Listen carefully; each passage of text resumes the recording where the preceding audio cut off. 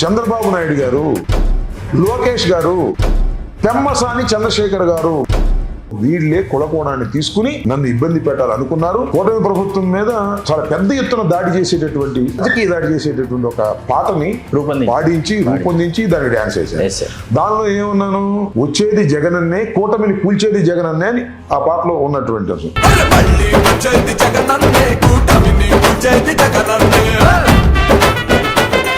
చెబుతున్నాడు ఈ రాంబాబు, వింటున్నావా చంద్రబాబు అని పాడే పాట.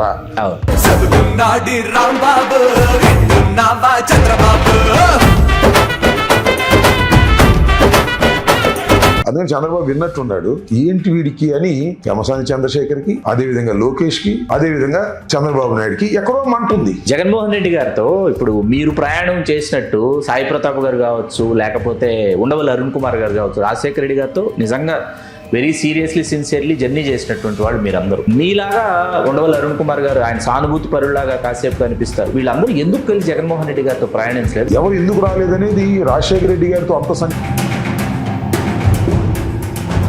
కాంగ్రెస్ పార్టీలో పుట్టాం కదా, కాంగ్రెస్ పార్టీలో పెరిగాం కదా, కాంగ్రెస్ పార్టీకి వ్యతిరేకంగా ఎందుకు ఉండాలి, ఇందిరాగాంధీ దగ్గర నుంచి ఉన్నాము అనేటువంటి భావన ఏమైనా ఉంటే ఉండవచ్చు. అరే, ఈ రాష్ట్రంలో రెడ్లు ముఖ్యమంత్రులు చేశారు, కమ్మవారు ముఖ్యమంత్రులు చేశారు, వాళ్ళకన్నా మనం చాలా నంబర్ బాగా ఉన్నాము, మనం ఎందుకు ముఖ్యమంత్రులు కాకూడదు అని సహజంగా వచ్చేటటువంటి కోరిక ప్రతి కాపు కులస్తుడికి వస్తుంది. అందువల్ల చిరంజీవి 18 సీట్లు ఇచ్చారు, గుర్తుపెట్టుకోండి. ఉమ్మడి రాష్ట్రంలో అంత బ్రహ్మాండమైన వేవు రాజశేఖర రెడ్డి గారికి ఉన్న 18 సీట్లు కూడా చిన్న విషయం కాదు. ఆ సమయంలో మన పవన్ కళ్యాణ్ గారు సింగిల్గా పోటీ చేస్తే ఒక సీటు కూడా రాలా, ఆయన కూడా గెలవాలా. అప్పుడు ఇచ్చారంటే మంచి పునాది వేశారు.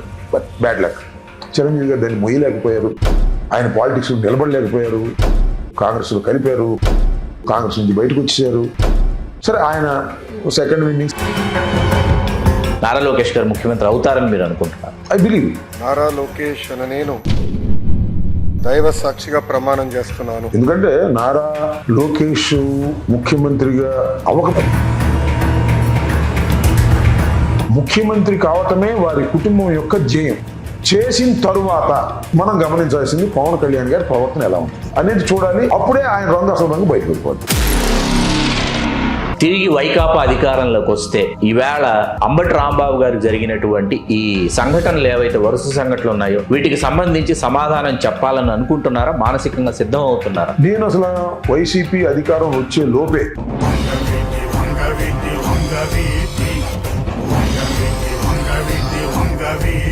అన్ని మీడియాలు వచ్చినాయి. ఆ ప్రెస్ మీట్ లో నేను చేసింది తప్పు అని చెప్పారు. చెప్పిన గంట కదా, అరగంటకి దాడి జరుగుతుంది. వీళ్ళందరూ అక్కడే ఉన్నారు, ఎలా ఇంకా బ్యాగులు తీసుకుని వాళ్ళందరూ లైవ్ చూపిస్తున్నారు. నన్ను తీసుకెళ్లారు జైల్లో పెట్టారు కదా. రాత్రి 2:30కి నన్ను బయటికి తీసుకొచ్చి నా కాళ్ళు చీల్చి, అంబటి లేదు గిమ్మటి లేదు, నరికేస్తామంటావా? ఏం నరికేది నువ్వు? నరికితే నరికించుకోవడానికి మేము సిద్ధంగా ఉన్నావా? మేము తక్కువలో ఉన్నావా? మాకు సామాజిక వర్గం లేదా? అధికార మదంతో, ఆ అధికార మదం కూడా కాపులేసిన భిక్ష గుర్తుపెట్టుకోమని చెప్తున్నా. కేవలం పవన్ కళ్యాణ్ చూసి కూటమికి బలపరిచి మేము వేసిన భిక్ష వల్లే. దీనిలో రాజశేఖర రెడ్డి గారు అందరికన్నా చాలా విలక్షణమైనటువంటి వ్యక్తిత్వం ఉన్నవాడు, పట్టుదల ఉన్నవాడు, అనుకున్నది సాధించాలనేటువంటి తపన ఉన్నవాడు, పేద ప్రజలకి సహాయం చేయాలనుకునేవాడు. వాళ్ళందరూ కాదని కాదు అర్థం, నమ్ముకున్న వాళ్ళ కోసం ఎంత దూరమైనా వెళ్లే తత్వం కలిగినటువంటి వ్యక్తి డాక్టర్ వైఎస్ రాజశేఖర రెడ్డి గారు. ప్రజల మనిషి, ప్రజలందరి మనిషి, రాజకీయ చరిత్రలు ప్రజల మనసు తెలుసుకున్న మనిషి, ఆంధ్ర రాష్ట్ర చరిత్రలో ఓటమి ఎరుగని ధీరుడు.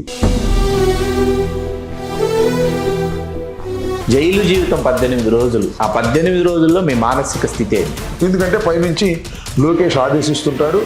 ఒక ఐపీఎస్ ఆఫీసర్ ఇవాళ రాంబాబు ఏం చేశాడు, ఎన్నింటికి బాత్రూమ్కి వెళ్ళాడు, ఎన్నింటికి పాస్కి వెళ్ళాడు, ఎన్నింటికి భోజనం చేశాడు, ఎన్నిసేపు నిద్రపోయాడు, ఎవరు వచ్చి కలిశారు, విజిటర్స్, ఇవన్నీ మానిటర్ చేసుకున్నాడు. అంటే లోన్ ప్రతి కుక్కకి ఒక రోజు వస్తుంది, ప్రతి కుక్కకి ఒక రోజు వస్తుంది. ఇది సేయింగ్.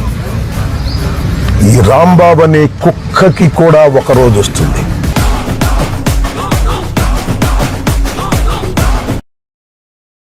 తెలుగు రాజ్యం ప్రేక్షకులకు హృదయపూర్వక స్వాగతం. నేను మీ చిల్లగట్టు శ్రీకాంత్ కుమార్. ఈవేళ మన స్టూడియోలో ఆంధ్రప్రదేశ్ రాష్ట్ర మాజీ మంత్రివర్యులు వైకాపా అగ్రనేత గౌరవనీయులు శ్రీ అంబటి రాంబాబు గారు ఉన్నారు. నమస్కారం అంబటి రాంబాబు గారు. నమస్కారం. చాలా సంతోషంగా ఉంది, కోరిన వెంటనే స్టూడియోకి ఇచ్చేశారు. ఒక్కసారిగా వైకాపా ఇమేజ్ మీరు జైలుకు వెళ్ళడం వల్ల 10 రెట్లు పెరిగిందని బయట రాజకీయ విశ్లేషకులు భావిస్తున్నటువంటి వాదనతో మీరు ఏకీభవిస్తారా? అంటే అదొక పాజిటివ్గా రాజకీయ విశ్లేషకులు చెప్పిన తర్వాత యాక్సెప్ట్ చేస్తానా చేయనా అని కాదు, కానీ సంతోషం. నా అరెస్టు వల్ల వైసీపీ యొక్క క్రేజ్ రేంజ్ పెరగడానికి గల కారణం ఏమిటి అనేది ఆలోచించుకోవాలి. ముఖ్యంగా కూటమి ప్రభుత్వం ఆలోచించుకోవాలి. ఎందుకని పెరిగి ఉంటుంది, ఒకవేళ పెరిగితే అనేది మనం మాట్లాడుకోవాలంటే అంబటి రాంబాబును అనవసరంగా అరెస్ట్ చేశారు. అంబటి రాంబాబు ఇంటి మీద అన్నెసరిగా దాడి చేశారు. అంబటి రాంబాబు ఇంటి మీద దాడి చేసిన వారి మీద కనీసమైన కేసులు కూడా పెట్టి లోపల పెట్టలేదు. ఏదో అంబటి రాంబాబు రాజకీయంగా ఒక మాట, అది కూడా నాట్ ఇన్ ఏ ప్రెస్, ఎక్కడో బజార్లో అన్న మాటని క్యాచ్ చేసి అది కూడా మిమ్మల్ని రెచ్చగొట్టి మాట్లాడించారు, రెచ్చగొట్టి. ఆ తర్వాత అది నాది తప్పేనని చెప్పిన తర్వాత కూడా, మీరు పడిన తర్వాత కూడా నా మీద రాజకీయ దాడి, పోలీసు దాడి ఇలా చేసి జైలుకి పంపటం పట్ల ప్రజలు కూటమి ప్రభుత్వాన్ని వర్గాలకు అతీతంగా, పార్టీలకు అతీతంగా చీదరించుకున్నారు. కాబట్టి వాళ్ళు తప్పు చేశారనే భావన ఉంది. కాబట్టి జగన్మోహన్ రెడ్డి గారు party, YSR Congress party range పెరిగింది. అంబటి రాంబాబుని లోపలేసినప్పుడు పార్టీ ప్రవర్తించిన తీరు, నా పార్టీ నాకు అండగా ఉన్నటువంటి తీరు, జగన్మోహన్ రెడ్డి గారు నాకు అండగా ఉన్నటువంటి తీరు శభాష్ అనిపించింది. కాబట్టి అందరు ప్రజలు, దట్టు ముఖ్యంగా నా సామాజిక వర్గం ఏదో నాకు దూరంగా ఉందనేటువంటి అభిప్రాయం మొన్న ఎన్నికల తర్వాత కలగొచ్చాం. కానీ ఈ విషయంలో అన్యాయమని ముక్కు మీద వేలేసుకుని చెప్పినటువంటి సందర్భం బహిరంగ చెప్పకపోవచ్చు, నాకు తెలుసు, నా హృదయానికి తెలుసు. ఆ విధంగా ఒక విధంగా వాళ్ళు తప్పు చేసి వైఎస్ఆర్ కాంగ్రెస్ పార్టీకి కాస్త క్రేజ్ పెంచారు. వాళ్ళు ఒక మెట్టు డౌన్ అయ్యారనేది ఖచ్చితంగా అర్థమవుతున్నటువంటి అంశం. దీన్ని సామాజిక కోణంలోకి ఎందుకు మరల్చారు, ఎవరు మలిచారు, ఎప్పుడు దీన్ని కాపు టైగర్ అనేది తీసుకొచ్చారు? రాజకీయ కోణంలో మొదలైనటువంటి ఇది సామాజిక కోణాన్ని సంతరించుకుంది పూర్తి స్థాయిలో. అప్పటిదాకా వైసీపీ అగ్రనేతగా ఉన్నటువంటి అంబటి రాంబాబు గారిని కాపు టైగర్గా సాక్షాత్తు జగన్మోహన్ రెడ్డి గారు కూడా అభివర్ణించడాన్ని, అంటే దీనిని మనం ఎట్లా చూడాల్సి వస్తుందంటే రాంబాబు గారు, ఈవేళ వైకాపాలో కాపులు ఉన్నారు, తెలుగుదేశంలో కాపులు ఉన్నారు, జనసేనలో కాపులు ఉన్నారు, భాజపాలో ఉన్నారు, కాంగ్రెస్లో ఉన్నారు. అయితే కొంతమంది జనసేనలో ఉన్నటువంటి వాళ్ళు మాత్రమే సామాజిక వర్గం, మిగతా రాజకీయ పార్టీలో ఉన్నటువంటి వాళ్ళు సామాజిక వర్గమే కాదు అనేటటువంటి ఒక వర్గం బయలుదేరింది ఆంధ్రప్రదేశ్లో. వీళ్ళందరూ కూడా ఏంటంటే వీళ్ళల్లో కూడా ఒక తెలియనటువంటి ఒక మార్పు బయలుదేరింది. అంటే మా సామాజిక వర్గానికి చెందిన రాంబాబు గారి మీద జరిగినటువంటి ఈ దాడి అనేటటువంటిది తెర మీదకి వచ్చింది. ఇది సామాజిక కోణాన్ని సంతరించుకుంది. ఈ సామాజిక కోణాన్ని సంతరించుకోవడం వైకాపాకి లబ్ధి చేకూరుస్తుందని మీరు అనుకుంటున్నారు? శ్రీకాంత్ గారు, దీనిలో మొదటి పాయింట్ ఏంటంటే, ఇది సామాజిక వర్గపు కోణాన్ని సంతరించుకోవడానికి కారణం ఏంటి? వైఎస్ఆర్ కాంగ్రెస్ పార్టీ లేదా అంబటి రాంబాబు దీన్ని కులపరంగా చేసుకుని క్యాష్ చేసుకోవడానికి ప్రయత్నం చేస్తున్నారా అనేది ఒక ప్రశ్న. ఇది ఎక్కడి నుంచి ప్రారంభమైంది? అంబటి రాంబాబు గారు కాపుల్లో పుల్లాంటి వాడు అని జగన్మోహన్ రెడ్డి గారు అన్న దగ్గర నుంచి ప్రారంభమైందా? కాదు. నేను మనస్ఫూర్తిగా చెబుతున్నా, ఎక్కడ ప్రారంభమైందంటే, నన్ను 31వ తారీఖున నా మీద దాడి చేసినప్పుడు ప్రారంభమైంది. దాడి చేసిన తర్వాత 1వ తారీఖు నన్ను కోర్టులో ప్రొడ్యూస్ చేశారు. ఆ రిమాండ్ రిపోర్ట్లో ఏం రాశారో శ్రీకాంత్ గారు తెలుసా?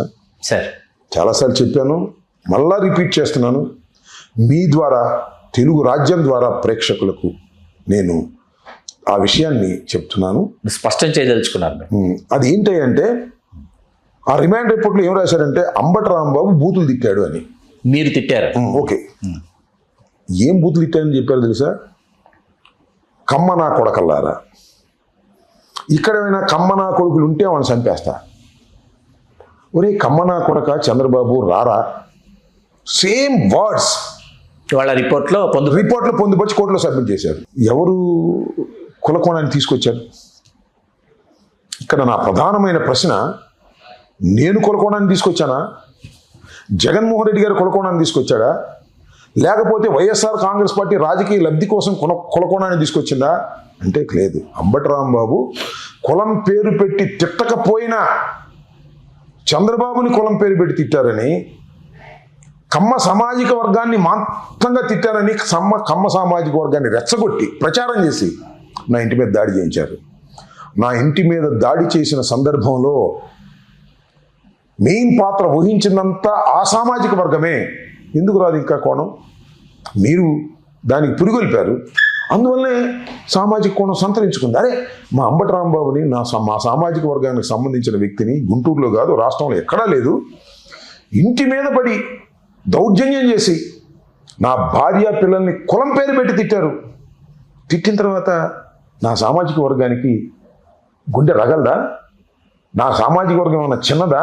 అరే, మా అంబటి రాంబాబుని ఎందుకురా ఇలా చేస్తున్నారు, ఏం తప్పు చేశాడని ఒకరు తిట్టాడు అనుకుందాం, మనకు క్షమాపణ చెప్పాడే.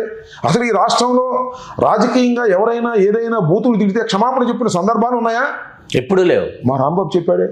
అలా చెప్పిన రాంబాబు మీద కూడా కులకోణంతో మీరు దాడి చేసిన తర్వాత ఎస్, నా కులం స్పందిస్తుంది, నా కులం గుండె రగులుతుంది, సమయం కోసం వెయిట్ చేస్తుంది. ఏం కంగారు పడాల్సిన అవసరం లేదు. ఇది నేను చెప్తున్నాను శ్రీకాంత్ గారు, నేనేదో కులకోణం తీసుకుని లబ్ధి పొందాలని కానే కాదు. కులకోణం తీసుకున్నది ప్రభుత్వం, కూటమి ప్రభుత్వం, చంద్రబాబు నాయుడు గారు, లోకేష్ గారు, పెమ్మసాని చంద్రశేఖర్ గారు, వీళ్ళే కులకోణాన్ని తీసుకుని నన్ను ఇబ్బంది పెట్టాలనుకున్నారు. అదే రివర్స్ అయ్యి వాళ్ళకి రివర్స్ అటాక్గా తయారవుతుంది వాళ్ళ రాష్ట్రంలో అనేది నేను చాలా స్పష్టమైన అవగాహనతో ఉన్నాను. దానిలో ఏ విధమైన సందేహం లేదు. మీరు అడిగిన ప్రశ్న ఏంటి? కులకోణాన్ని ఎవరు తీసుకున్నారు? ఖచ్చితంగా తెలుగుదేశం కూటమి ప్రభుత్వం తీసుకుని నా మీద రుద్దితే అది తిరగబడిందని నేను చెప్పదలుచుకున్నాను. అసలు పెమ్మసాని చంద్రశేఖర్ గారికి ఒక్కసారిగా ఇప్పుడు అంబటి రాంబాబు గారి మీద ఇంత కక్ష సాధింపు చేయాల్సినటువంటి అవసరం ఏమొచ్చింది? I don't know. ఎందుకు వచ్చింది? నాకు తెలిసి ఒకటే, నాకు తెలిసి ఏంటంటే అక్కడ శంకర్విలాస్ బ్రిడ్జ్ అని ఒకటి ఉంది. అవును, ఆ శంకర్విలాస్ బ్రిడ్జ్ అనేది అందరికీ తెలుసు, గుంటూరులో చాలా ప్రముఖమైంది. ఆ బ్రిడ్జి పడగొట్టేశాడు ఆయన. పర్మిషన్ ఏమి లేకుండా పడగొట్టాడు. ముందు రైల్వే వాళ్ళ పర్మిషన్ నుంచి అది పడగొట్టక ముందు పడగొట్టాడు. దాని మీద చాలా పెద్ద ఎత్తున విమర్శ చేశాను నేను. ఆయన చాలా తప్పు చేస్తున్నాడు, ఆయన అన్యాయంగా చేస్తున్నాడు, అవగాహన లేకుండా చేస్తున్నాడు, ఈగోయింతో చేస్తున్నాడు, బాగా డబ్బు ఉందనే మదంతో చేస్తున్నాడు, 10 మందిని సంప్రదించకుండా చేస్తున్నాడు, కాబట్టి ఇది తప్పు అని పలుమార్లు విమర్శించాను. బహుశా అది ఒకటి కోపం అయి ఉండొచ్చు. రెండో అంశం, లోకేష్కి లేకపోతే మరొకరికి చంద్రబాబుకి కోపం ఇంకోటి కావచ్చు. అదేంటంటే నేను ప్రతి సంక్రాంతికి నేను కాస్త ముగ్గులు పోటీలు పెట్టడం, కొద్దిగా పాట పెట్టడం, దానికి డ్యాన్స్ చేయడం అనేది నాకు వస్తున్న ఆచారంగా నేను భావిస్తున్నా. మొన్న కూడా గుంటూరులో ముగ్గులు పోటీలు పెట్టి నేను ఒక ప్రభుత్వాన్ని ప్రశ్నిస్తూ నిలదీస్తూ కూటమి ప్రభుత్వం మీద చాలా పెద్ద ఎత్తున దాడి చేసేటటువంటి, అంటే రాజకీయ దాడి చేసేటటువంటి ఒక పాటని రూపొందించి దానికి డ్యాన్స్ వేశాను. దానిలో ఏమన్నాను? వచ్చేది జగనన్నే, కూటమిని కూల్చేది జగనన్నే అని ఆ పాటలో ఉన్నటువంటి అంశం. చెబుతున్నాడు ఈ రాంబాబు, వింటున్నావా చంద్రబాబు అని పాట. అందుకని చంద్రబాబు విన్నట్టున్నాడు. ఏంటి వీడికి అని పెమ్మసాని చంద్రశేఖర్కి, అదేవిధంగా లోకేష్కి, అదేవిధంగా చంద్రబాబు నాయుడుకి ఎక్కడో మంటుంది. ఇది రెండవ కారణం. మూడో కారణం ఏంటంటే, నేను భువనేశ్వర్ గారిని ఎప్పుడు ఏమి అనలా. శాసనసభలో నేను అన్నానని చెప్పేసి నా మీద ఆరోపణ చేసి చంద్రబాబు నాయుడు గారు చేర్చేశాడు. ఆ తర్వాత దాన్ని మర్చిపోయారు. ఇది ఎక్కడో ఉంది ఆ సామాజిక వర్గంలో. బహుశా ఈ 3 కారణాలు కలిసికట్టుగా నేను దొరికాను, కొట్టేద్దాం అనుకుని వాళ్ళు నా మీద దాడి చేశారని నేను భావిస్తున్నాను. ఇది ఎంతవరకు వాస్తవమో కాదో మీలాంటి విశ్లేషకులు, చూస్తున్న ప్రజలు అర్థం చేసుకోవాలి. ఖచ్చితంగా ఇదే కారణం ఉంటుంది. అంబటి రాంబాబు దొరికాడురా, చంద్రబాబు నాయుడు గారిని తిట్టాడురా, ఈ కొట్టేయండిరా అని అడ్డగోలుగా గుంటూరు సెంటర్లో ఉన్నటువంటి నా ఇంటి దగ్గర 7.5 గంటల పాటు వీరవిహారం, స్వైర విహారం చేశారు, కరతాళ నృత్యం చేశారు. దాన్ని ప్రజలు చూశారు, ప్రజలు గుండె మండింది, నా సామాజిక వర్గ గుండె కూడా మండింది. దానికి ప్రతిఫలం ఇవాళ ఏమి కొలబద్దలు లేవు కదా, వస్తాయి. దానికి సమయం ఇచ్చినప్పుడు అన్నిటికీ వస్తాయి. నేను ఇక్కడ ఇంకోటి శ్రీకాంత్ గారు చెప్తున్నా, ఇది రాష్ట్ర ప్రజానీకం గుర్తుపెట్టుకోవాలి, ముఖ్యంగా కూటమి ప్రభుత్వం గుర్తుపెట్టుకోవాలి, కూటమి ప్రభుత్వంలో జనసేన వారు కూడా గుర్తుపెట్టుకోవాలి. మరి ముఖ్యంగా నేను ఒక రీజనబుల్ ప్రశ్న అడుగుతున్నా.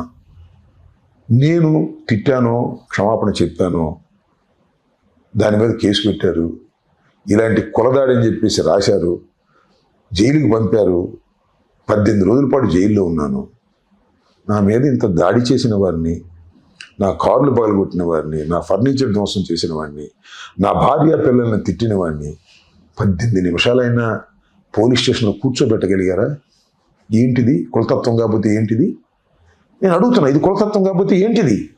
వాళ్ళని మీరు గుర్తుపట్టగలిగినా వాళ్ళు ఎవరో మీకు పేర్లతో సహా ఇచ్చాను, పేర్లతో సహా మీరు వీడియోలు ఉన్నాయి, సాక్ష్యాధారాలు సోషల్ మీడియాలో వీడియోలు ఉన్నాయి, క్లిప్పింగ్స్ ఉన్నాయి, ఫోటోలు ఉన్నాయి. కేసు పెట్టలేదు, వాళ్ళని అరెస్ట్ చేయలేదు. ఎందుకంటే ఆ సిఐ గంగా వెంకటేశ్వర్లు గారు అదే సామాజిక వర్గానికి చెందినవాడు. ఇంతేనా? ఇది ధర్మమేనా? మీరు చేస్తున్నారా కులాన్ని రెచ్చగొట్టున్నారా? నేను చేస్తున్నానా? నేను షీల్డ్ చేసుకుంటున్నా. నా కులం వాళ్ళు వచ్చి నన్ను షీల్డ్ చేస్తున్నారు. ఏంట్రా అన్యాయం అని. ఒక్కటి సార్, ఇప్పుడు న్యాయం జరగకపోతే ఎవరు రియాక్ట్ అవుతారు? నా కుటుంబ సభ్యులు రియాక్ట్ అవుతారు. చట్టం తన పని తాను చేసుకోకపోతే నా కుటుంబ సభ్యులు రియాక్ట్ అవుతారు. ఖచ్చితంగా నా ఎక్స్టెండెడ్ కుటుంబ సభ్యులు ఎవరు నా కాపులే కదా, అవును, వాళ్ళు రియాక్ట్ అవుతారు. నేను చాలా సందర్భాల్లో చెబుతున్నా, ఈ రాష్ట్రంలో నేను అనాథన కాదు. ఈ రాష్ట్రంలో 20% పైచిలుకుగా ఉన్నటువంటి ఒక సామాజిక వర్గంలో పుట్టి పెరిగిన వాడిని నేను. నన్ను తక్కువ అంచనా వేసుకుంటున్నారు మీరు. అంతేకాదు, నేను వైఎస్ఆర్ కాంగ్రెస్ పార్టీ నాయకుడిని, జగన్మోహన్ రెడ్డి అండదండలు ఉన్నవాడిని. 40% ఓట్ బ్యాంక్ ఆ రోజున ఉంది, ఇవాళ అది 40% నుంచి పెరిగి ఉంటుంది. అలాంటి పార్టీకి చెందిన వ్యక్తిని, అలాంటి కులానికి చెందిన వ్యక్తిని నన్ను మీరు అనాథగా భావించి ఇంటి మీద దాడి చేసి విచ్చలవిడిగా వ్యవహరించి జైల్లో పెడితే దీనికి ప్రతిఫలం అనుభవించరా అని అడుగుతా ఉన్నా. అనుభవించేంత వరకు అంబటి రాంబాబు వదలడు అంటున్నా. బొందిలో ప్రాణం ఉండగా వదిలే ప్రశ్నే లేదని కూడా ఈ సందర్భంగా చెబుతాను. ఏం జరిగిందో జరిగింది కానివ్వండి. ఇంకా ఇంతకన్నా ఏం జరిగింది? నాకు ఇంతకన్నా ఏం జరిగింది? నా ఇల్లు పగలు కొట్టి, నన్ను జైల్లో పెట్టి, నా భార్య పిల్లలను తిట్టి, మానసికంగా నన్ను చంపేసిన తర్వాత, వేధించిన తర్వాత ఇంకేంటి? మానసికంగా నేను చచ్చిపోయాను అంతే. ఏంటి ఇంకా? దీనికి శిక్ష పడదా ఈ సమాజంలో? వాళ్ళు శిక్షించబడరా? శిక్షించబడపోతే ధర్మం అని అనుకుంటారా ప్రజలు? ఇదే ఇవాళ ప్రశ్న. నేను దీని మీద మొన్న కూడా నిరాహార దీక్ష చేశాను, ఒక్కరోజు 6 to 6. దానివల్ల ఏదో అయిపోతుందని కాదు, నీ జ్ఞానోదయం అయితే చేయలేదు, మరో రూపంలో ఉద్యమిస్తా. వదిలిపెట్టే ప్రశ్నే లేదు. మరొక రూపంలో నేను ఉద్యమిస్తూనే ఉంటా.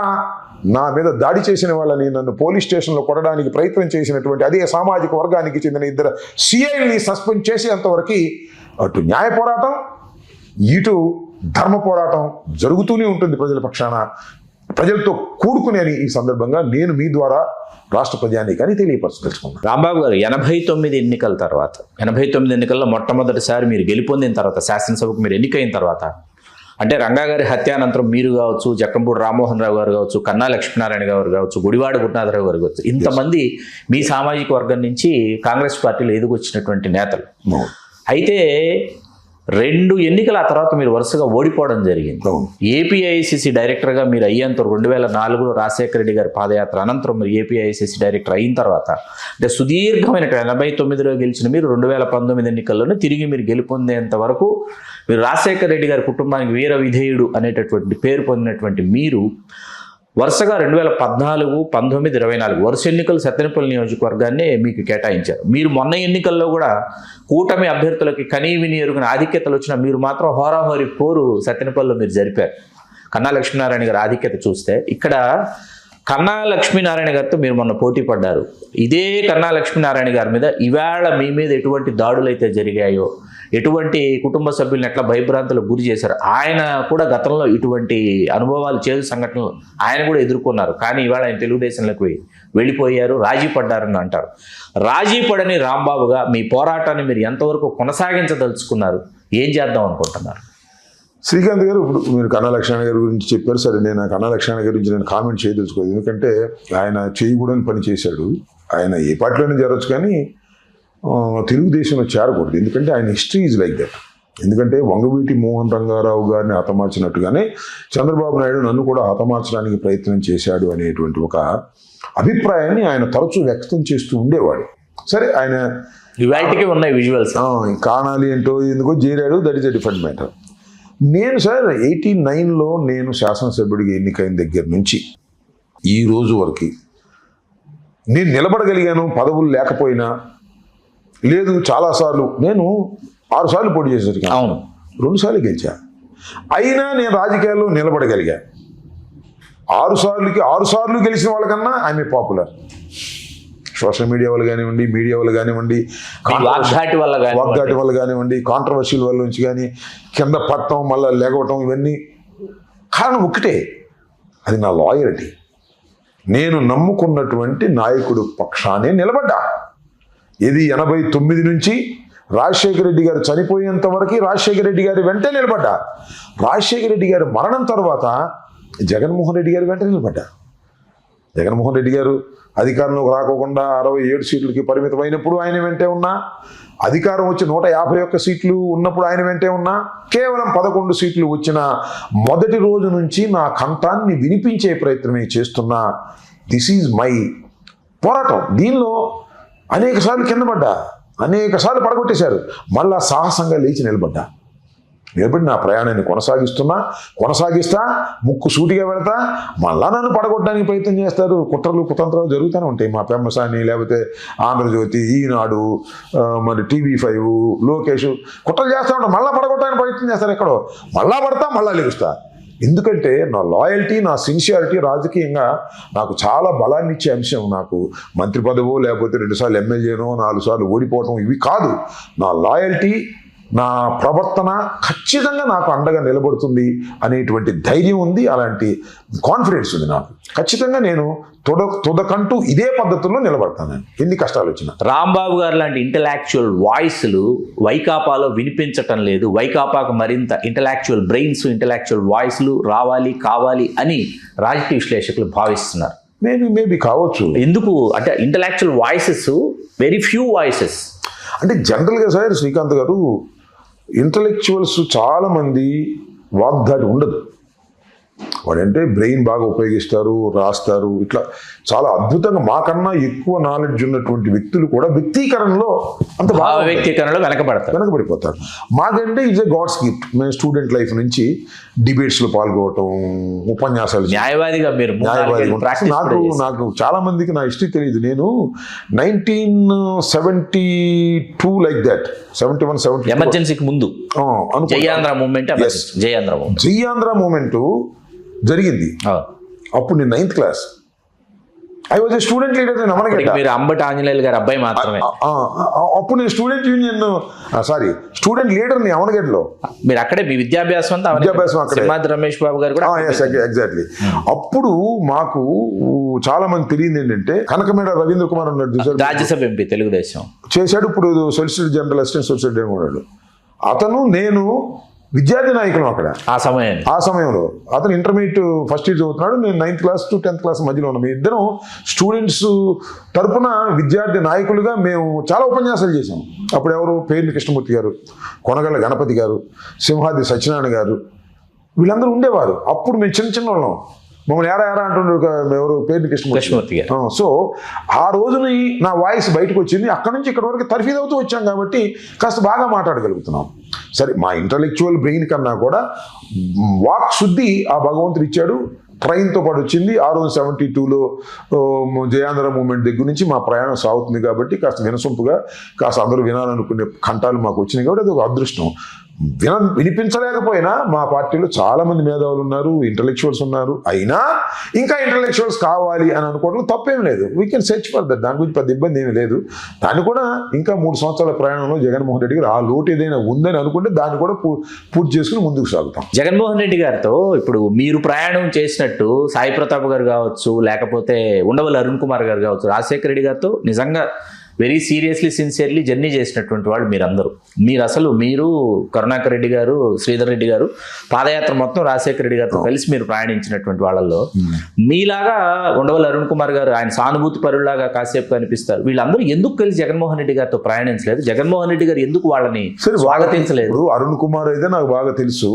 అరుణ్ కుమార్ గారు ఏంటంటే ఆయన కొద్దిగా రాజకీయాల నుంచి నిష్క్రమించుకోవాలి అనేటువంటి పద్ధతిలో ఆయన ఒక ప్రత్యేక తరహా మనిషి. అతనేమి రాజకీయాల్లో డబ్బులు సంపాదించాలి, అవి సంపాదించాలనే ఆలోచన లేదు. ఆయన పూర్తి స్థాయిలో క్రియాశీలకంగా ఉండాలి లేదు. ఆయన ఎందుకనో ఈ వాంట్స్ టు ఎగ్జిట్. కాకపోతే ఒక ప్రేక్షక పాత్ర వహించి తన అభిప్రాయాలు చెప్పాలని అనుకుంటున్నాడు. ఏ పార్టీలోనూ చేరాలని అనుకోవట్లేదు. కాంగ్రెస్ పార్టీ సస్పెండ్ అయ్యాడు, అంటే కొనసాగుతున్నాడు. దట్ ఈజ్ మన ఇప్పుడు మీరు ఇందాక అడిగిన ప్రశ్న చాలా క్లిష్టమైంది. ఎవరు ఎందుకు రాలేదనేది రాజశేఖర రెడ్డి గారితో అంత సన్నిహితంగా ఉన్న వాళ్ళు కూడా ఎందుకు జగన్మోహన్ రెడ్డి వెంట రాలేకపోయారు అనేది డిఫరెంట్ వాళ్ళ వ్యక్తిగతమైన అభిప్రాయాలు, జగన్మోహన్ రెడ్డి గారి మీద ఉన్న అభిప్రాయాలు, లేదా రాజకీయాల నుంచి దూరంగా ఉండాలనుకునే అభిప్రాయాలు, లేదా కాంగ్రెస్ పార్టీలో పుట్టాం కదా, కాంగ్రెస్ పార్టీలో పెరిగాం కదా, కాంగ్రెస్ పార్టీకి వ్యతిరేకంగా ఎందుకు ఉండాలి, ఇందిరాగాంధీ దగ్గర నుంచి ఉన్నాము అనేటువంటి భావన ఏమైనా ఉంటే ఉండవచ్చు. అది వ్యక్తిగతంగా మనం చెప్పలేము. కానీ వచ్చి ఉంటే బాగుండేది అనేది అందరి అభిప్రాయం. రాజశేఖర రెడ్డి వెంటే నడిచిన వాళ్ళందరూ జగన్మోహన్ రెడ్డి వెంట నడిస్తే బాగుండని ఉంది. కానీ Rajasekhara Reddy is a Congress party, Jaganmohan Reddy గారు ఈజ్ ఏ సపరేట్ పార్టీ. ఆ ఘర్షణ, ఆ ఏర్పాటు మధ్యన చాలా మంది అటు ఇటు నలిగిపోయారు. కొంతమంది ఇటు వచ్చారు, కొంతమంది అటు ఫిక్స్ అయిపోయారు. దానికి మనం ఏం విశ్లేషణ చేయలేము. రాంబాబు గారు, నాకు బాగా గుర్తుంది మీ రెండో కుమార్తె వివాహానికి నేను కూడా వచ్చాను. అవునవును, నా చేతి కూడా మీరు అక్షింతలు వేయించారు. ఆ మరుసటి రోజు ఆ ముహూర్తం వేళకి పవన్ కళ్యాణ్ గారు కూడా ఆ వివాహానికి రావడం నాకు ఇప్పటికీ గుర్తుంది. ఆ తర్వాత ఎందుకు పవన్ కళ్యాణ్ గారి పట్ల మీరు కావచ్చు, మీ పట్ల పవన్ కళ్యాణ్ గారు కావచ్చు, ఒక విధమైన వైరుధ్య భావన, అంటే పార్టీలు వేరు కావడమా, లేకపోతే ఒకరినొకరు మీరు విమర్శించుకునే స్థాయి దాటి ఆయన తన కార్యకర్తల చేత మిమ్మల్ని పదే రకరకాల పేర్లు పెట్టి ఆరోపించడం ఇవన్నీ జరుగుతూ వచ్చాయి. దీనిని ఏ దృష్టికోణం నుంచి చూడాలి? మా రెండో అమ్మాయి వివాహానికి దాసనారాయణరావు గారు వచ్చాడు ఇక్కడ రిసెప్షన్కి, చిరంజీవి గారు వచ్చారు రిసెప్షన్కి, హరికృష్ణ వచ్చాడు రిసెప్షన్కి. సరే, దాసనారాయణరావు గారు, హరికృష్ణ గారు ఇప్పుడు ప్రస్తుతం లేరు అనుకోండి, చిరంజీవి గారు ఉన్నారు. పవన్ కళ్యాణ్ గారు ఇన్వైట్ చేయగానే మొత్తం టోటల్గా ఆయన గబ్బర్ సింగ్ 2 అనుకుంటాను, అప్పుడు సర్దార్ గబ్బర్ సింగ్ జరుగుతూ ఉన్నప్పుడు కూడా షూటింగ్ మానుకుని హీ కేమ్ టు గుంటూరు, అక్షంతలు వేశారు. సంతోషం. అయితే ఆ తర్వాత పార్టీలు వేరైపోతాయి కదా, పార్టీలు వేరినప్పుడు పెరిగిపోయింది. ఆయన ఒక విమర్శ చేయటం, మేము అది నా వాడు ఆయనదే తప్పని నేను అన్నాను, లేదు మాదే తప్పను. రాజకీయంగా జరిగేటటువంటి ప్రయాణంలో ఆయన మీద మేము విమర్శలు చేయటం, మా మీద ఆయన విమర్శలు చేయటం, ఆయన ఘాటుగా విమర్శలు చేయటం, మళ్ళీ తిరిగి ఘాటుగా విమర్శలు చేయటం, ఇట్లా ఇద్దరి మధ్యనే కాదు, మాకు పార్టీలో ఉన్నటువంటి స్వభావం రీత్యా అట్లా పెరిగిపోయింది. అంతే తప్ప వ్యక్తిగతంగా ఆయన మీద మాకేముంటుంది. చిరంజీవి గారు అన్న చాలా గౌరవం, పవన్ కళ్యాణ్ గారు అన్న కూడా చాలా గౌరవం. ఆయన సినిమాలు ఆడాలని, చిరంజీవి గారు సినిమాలు ఆడాలని, దాసనారాయణరావు గారు అందరితో కూడా సన్నిహితంగా మెలగాలనుకుంటేటువంటి పద్ధతి. కారణం ఒకటే, దీని ఏంటంటే they are legends in the Kapu community. ఎంతో కష్టపడి వచ్చారు. ఇప్పుడు ఇంకా పవన్ కళ్యాణ్ గారు చిరంజీవి గారు తమ్ముడుగా వచ్చాడు, కానీ దాసనారాయణరావు గారు ఎక్కడి నుంచి వచ్చాడు అసలు? What is he? అమలాపురం నుంచి ఎలా వచ్చాడు, ఎలా పెరిగాడు, లెజెండ్ పర్సనాలిటీ ఎలా అయ్యాడు? అసలు ఈ రాష్ట్రంలోనే కాదు దేశంలోనే దర్శకుడు పేరు ముందుకు తీసుకొచ్చిన వ్యక్తి దాసనారాయణరావు. పాలకుల నుంచి వచ్చి అసలు ఆ స్థాయికి నాకు బాగా గుర్తు, స్వర్గం నరకం అనే సినిమా తీశాడు. అందరూ కొత్త వ్యక్తులతో తీశాడు. కొత్త వ్యక్తులతో ఇటువంటి చిన్న విషయం కాదు, అది ఒక సాహసం, విప్లవం. అలా దూసుకొచ్చినటువంటి వ్యక్తి. ఏ మాత్రం నానే ఉన్న సినిమా యాక్టరా, డైరెక్టరా, లేకపోతే దానికి ఉన్న స్టూడియో ఉందా? లేదు కదా. అంత చిన్న కుటుంబం నుంచి వచ్చి పెద్దవాడు అయ్యాడనేటువంటిది, అరే కాపు కమ్యూనిటీ గర్వించదగిన వ్యక్తిరా అనేటువంటి గౌరవం. సేమ్ టు సి చిరంజీవి. సరే, తర్వాత నాగబాబు లేకపోతే వీళ్ళు వాళ్ళు, దట్ ఈస్ డిఫరెంట్ మ్యాటర్. వాళ్ళు ఆయన పేరు చెప్పుకుని వచ్చారు. సరే, వాళ్ళ టాలెంట్ కూడా ఉంటే ఉండొచ్చు. బట్ చిరంజీవి ఎక్కడి నుంచి వచ్చాడు? ముందు చిన్న విలన్ పాత్రలు వేశాడు, తర్వాత నెగిటివ్ క్యారెక్టర్స్ చాలా వేశాడు, తర్వాత హీరోగా వేశాడు, తర్వాత ఖైదీ తర్వాత పెద్ద బ్రేక్ వచ్చింది, సూపర్ స్టార్ అయ్యాడు. అసలు పట్టుకోలేనంత స్థాయికి ఎదిగిపోయాడు. తర్వాత అల్లూరి రామయ్య గారి కుటుంబంతో వివాహం చేసుకుని పెరిగిపోయాడు. ఇదంతా కూడా ఒక రకమైన emotion of Kapu community in fact. అందువల్ల వాళ్ళంటే గౌరవం. రాజకీయంగా విభేదాలు ఉన్నప్పుడు, విమర్శలు ఉన్నప్పుడు తప్పవు మరి. అంతేగాని వ్యక్తిగతంగా మాకేముంటుంది. చిరంజీవి గారు అంటే చాలా గౌరవం, పవన్ కళ్యాణ్ గారు అన్నా కూడా గౌరవం. అలాగే మరి మన దాసనారాయణరావు గారు అంటే అమితమైనటువంటి గౌరవం. ఆయన స్వర్గస్థులు అయిపోయారు. ఇవాళ పుష్ప సినిమా రిలీజ్ అయితే మరి బన్నీ విషయంలో ఓవరాల్ చాలా గర్వపడేటటువంటి పరిస్థితిలోకి వాళ్ళ తెలుగు అసలు ఇంటర్నేషనల్ గానే ఆయన అంత స్థాయికి వచ్చాడు అనేటువంటి ఒక అల్లు అరవింద్ కుటుంబం వచ్చాను. ఒక రకమైన తృప్తి. వాళ్ళు ఏమో మనకు బెటర్, మనం వాళ్ళకి better, that is different matter. ఒక ఎమోషన్ అంతే తప్ప మనకి వేరే ఇదే ఉంటుంది. రాజకీయంగా విభేదాలు ఎన్నున్నా కానీ ఈ రకమైన వ్యక్తిగతమైనటువంటి ద్వేషాలు ఉండకూడదు కూడా.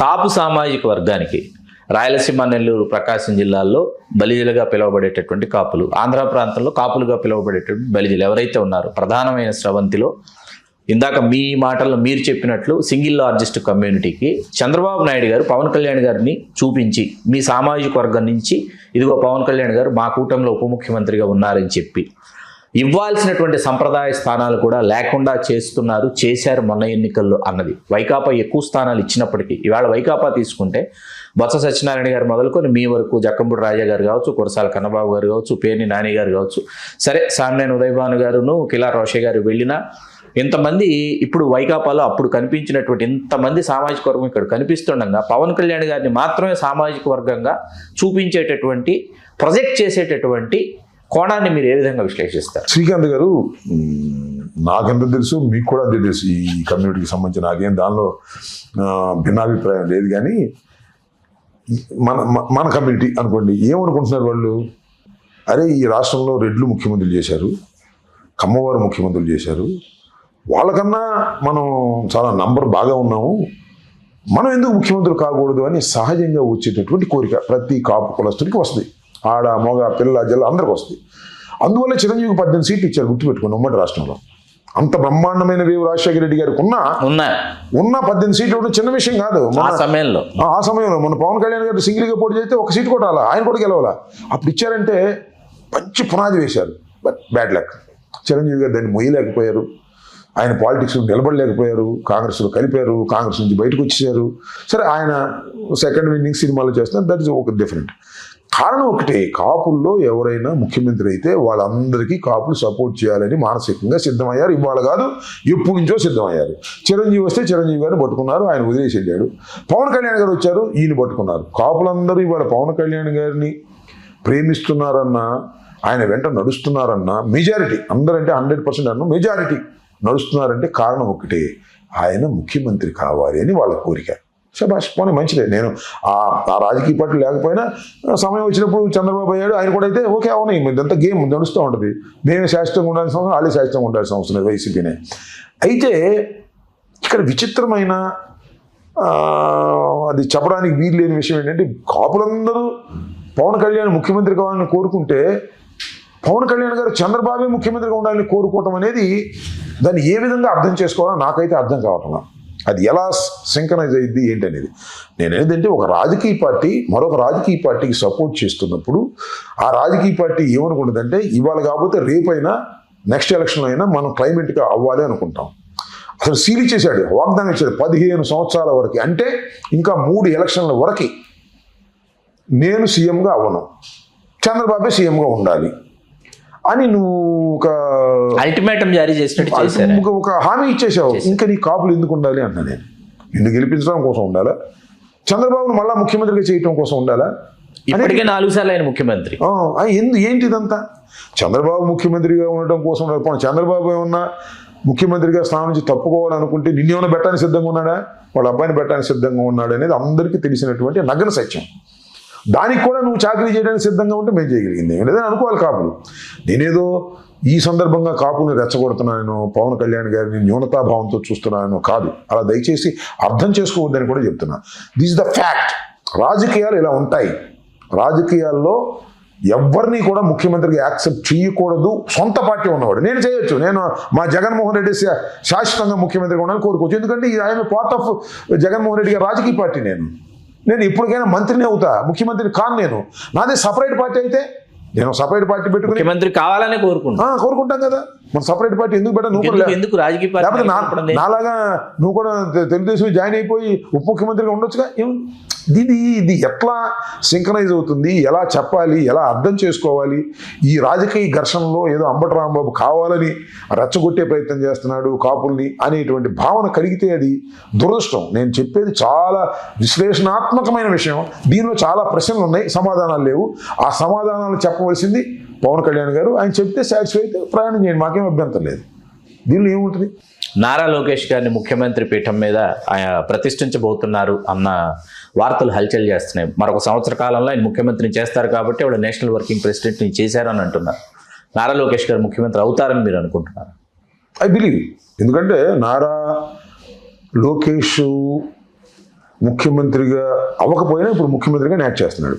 That is a different matter. ముఖ్యమంత్రి కావటమే వారి కుటుంబం యొక్క ధ్యేయం, చంద్రబాబు నాయుడు గారి ధ్యేయం కాదు. అదర్స్ ఆయన మీద ఒత్తిడి చేస్తున్నారు అనేది ఒక రూమర్. ఇది వాస్తవ అవాస్తవం ఏంటో వాళ్ళు చెప్పాలి. ఇది బలంగా నమ్మదగిన సత్యంలాగా కనిపిస్తుంది, వినిపిస్తుంది. నెక్స్ట్ నారా లోకేష్ని ముఖ్యమంత్రిగా చేసి ఆయన రాజకీయ సన్యాసం తీసుకుంటాడు చంద్రబాబు నాయుడు గారు అని. దానికి ఈ మధ్యన ఆయనకి సంబంధించినటువంటి పత్రిక కూడా రాశాయి, కేంద్రంలో ఆయన ఉప ప్రధాని అవుతాడు, గవర్నర్ అవుతాడు అని. అంటే కేంద్రంలో ఉప ప్రధాని, గవర్నరు అయ్యేంత ఛాన్సు మోడీ లాంటి సీనియర్ నాయకుడు, తెలివిగల నాయకుడు ఇచ్చే అవకాశం లేదనేది నా పోటీ వాళ్ళకి, మీ పోటీ వాళ్ళకి అర్థమైపోతుంది. ఎందుకంటే పావును పక్కలో పెట్టుకుని ఎవడు నిద్రపోడు. ఇప్పుడు ఈ ఢిల్లీ తీసుకెళ్ళి ఉప ప్రధానం లేకపోతే గవర్నరు ఇంకో పదవు ఇచ్చి మోడీకి అసలు పెట్టేటటువంటి మనస్తత్వం కలిగినటువంటి వ్యక్తి చంద్రబాబు నాయుడు. కాబట్టి మీకన్నా నాకన్నా మోడీ అండ్ అమిత్ షా చాలా లోతుగా ఆలోచించేటటువంటి మనుషులు కాబట్టి ఆ ఛాన్స్ ఇవ్వరు. ఈయన తప్పుకోవాలి, లోకేష్ను ముఖ్యమంత్రిగా చేయాలి అనేటువంటి ఒక ప్రయత్నం జరుగుతుంది. అది నేను అనుకోవటం ఈ 5 సంవత్సరాల లోపు, అంటే వాళ్ళ టెన్యూర్ లోపు విజయవంతంగా రాగలుగుతారు అనుకుంటున్నా. ఎందుకు రాగలుగుతారంటే పవన్ కళ్యాణ్ గారి సపోర్ట్ అవసరంలా. పవన్ కళ్యాణ్ గారికి ఉన్న 21 తీసేసిన 135 వాళ్ళు అక్కడ బ్రహ్మాండంగా ఉన్నారు కదా, ఎందుకు ఎవరిని అడగాలి అనే ఆలోచన ఇప్పుడు కాకపోతే ఇంకెప్పుడు కాదు లోకేష్ అనేటువంటి భావనలోకి వచ్చేసారు. కాబట్టి ఐ బిలీవ్ స్ట్రాంగ్లీ దట్ ఈ టెన్యూర్లో ఎప్పుడు చేస్తారు, ఏంటి ముహూర్తం ఏంటో మనకు తెలియదు, కానీ గ్యారంటీగా చేస్తారని నేను నమ్ముతున్నాను. చేసిన తరువాత మనం గమనించాల్సింది పవన్ కళ్యాణ్ గారి ప్రవర్తన ఎలా ఉంటుంది. You will accept or accept చేయరా అనేది చూడాలి. అప్పుడే ఆయన రంగు అసలు రంగు బయటపడిపోద్ది, నాకు అర్థమవుతుంది. అది తిరిగి వైకాపా అధికారంలోకి వస్తే ఈవేళ అంబటి రాంబాబు గారికి జరిగినటువంటి ఈ సంఘటనలు ఏవైతే వరుస సంఘటనలు ఉన్నాయో వీటికి సంబంధించి సమాధానం చెప్పాలని అనుకుంటున్నారా, మానసికంగా సిద్ధం అవుతున్నారా? నేను అసలు వైసీపీ అధికారం వచ్చే లోపే ప్రజా పోరాటాల ద్వారాను, న్యాయ పోరాటం ద్వారాను వాళ్ళని శిక్షించాలి అనేటువంటి భావంతో నేనున్నా, నమ్ముతున్నా కూడా. ఈ 3 సంవత్సరాల లోపే అధికారంలో రాకముందే నేను వాళ్ళని చట్టబద్ధంగా వాళ్ళని జైల్లో పెట్టించగలను, వాళ్ళని సస్పెండ్ చేయగలను అనుకుంటున్నా. ఇది న్యాయ పోరాటం. ఇవన్నీ వ్యవస్థలన్నీ మేనేజ్ చేసి వాళ్ళు జరగకుండా చేశారా? జగన్మోహన్ రెడ్డి గారు ముఖ్యమంత్రి అయిన తర్వాత నా ప్రధానమైనది ఇదే, నా ఎజెండా ఫస్ట్ అదే. తర్వాత నేను కడమ విషయం ఆలోచిస్తాను. ఎందుకంటే నా ఇంటి మీద దాడి చేసిన వాళ్ళని శిక్షించకపోతే నేను ప్రజల్ని పరిపాలించగలుగుతాను. సో ఇంత భయభ్రాంతులకు గురి చేయటం, బూతులు తిట్టారు సార్, మానసికంగా పొలం పేరు పెట్టి బూతులు తిట్టారు, దుర్మార్గం.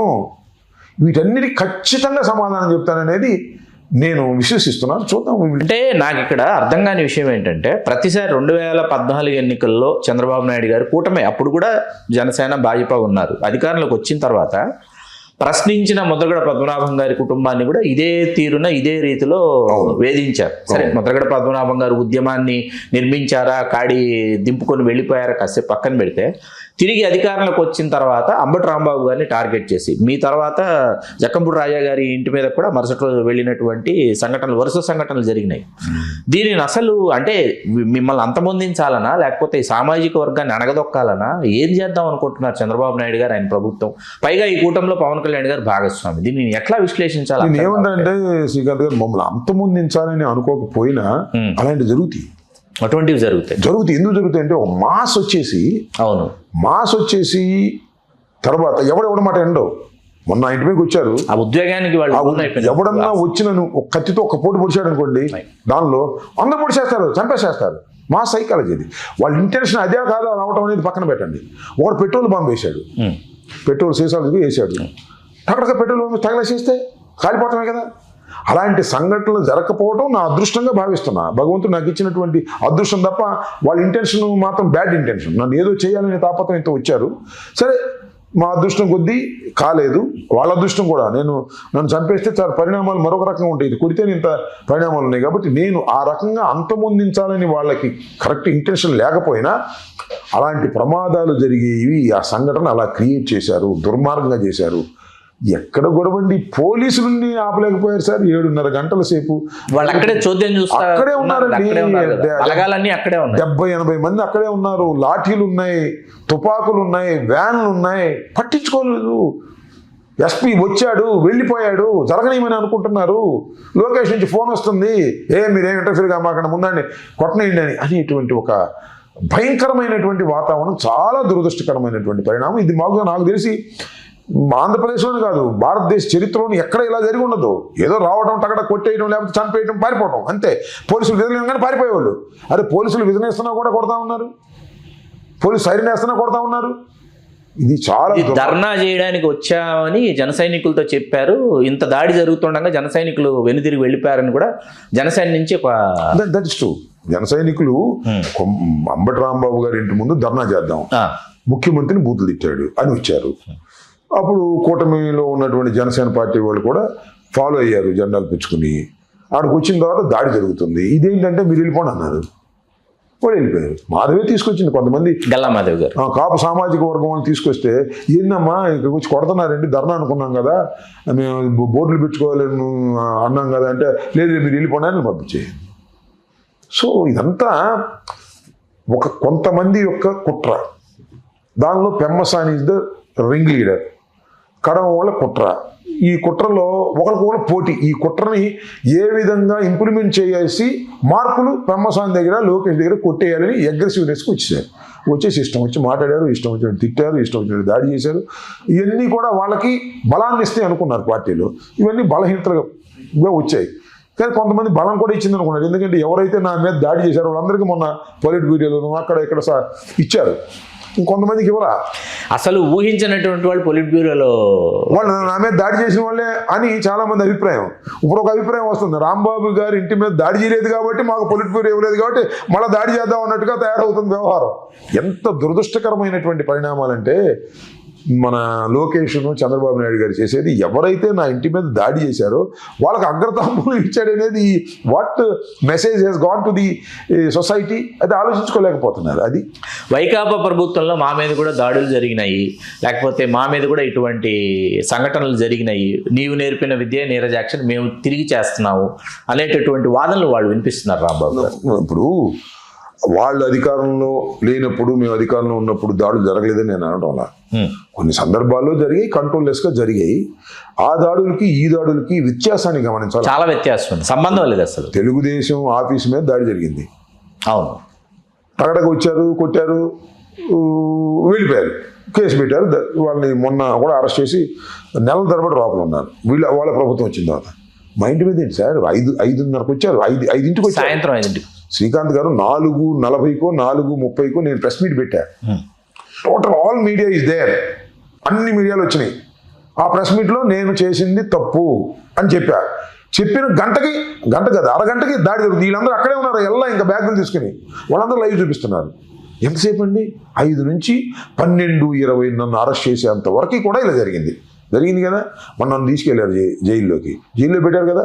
రాత్రి 2:30కి నన్ను బయటికి తీసుకొచ్చి నా కాళ్ళు చీల్చి నన్ను ఇబ్బంది పెట్టాలని ప్రయత్నం చేయడం ఎంత దుర్మార్గం అండి. ఈ దాడులు అంటే ఇదేనా ప్రభుత్వాలు చేయాల్సింది? మీరు ప్రశ్నించలేదా ఏం చేస్తున్నారు, ఎందుకు తీసుకొచ్చారని? మీరు ప్రశ్నించా కదా, ప్రశ్నించాను, వార్నింగ్ ఇచ్చాను, గుర్తుపెట్టుకోండి. మళ్ళా నేను ఈ రాష్ట్రంలో మంత్రిని అవుతాను, మళ్ళీ మా ప్రభుత్వం వస్తుంది, మీ అందరి సంగతి తెలుస్తాను అన్న తర్వాత తగ్గారు వాళ్ళు.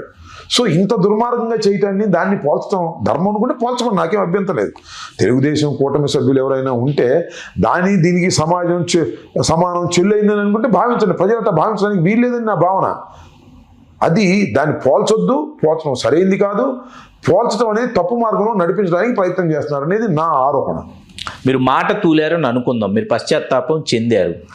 మాట తూలి పశ్చాత్తాపం చెందిన 18 రోజులు జైలులో పెట్టేంతటి తప్పు మీరు చేశారా? మీరు న్యాయవాది, మీకు తెలుసు.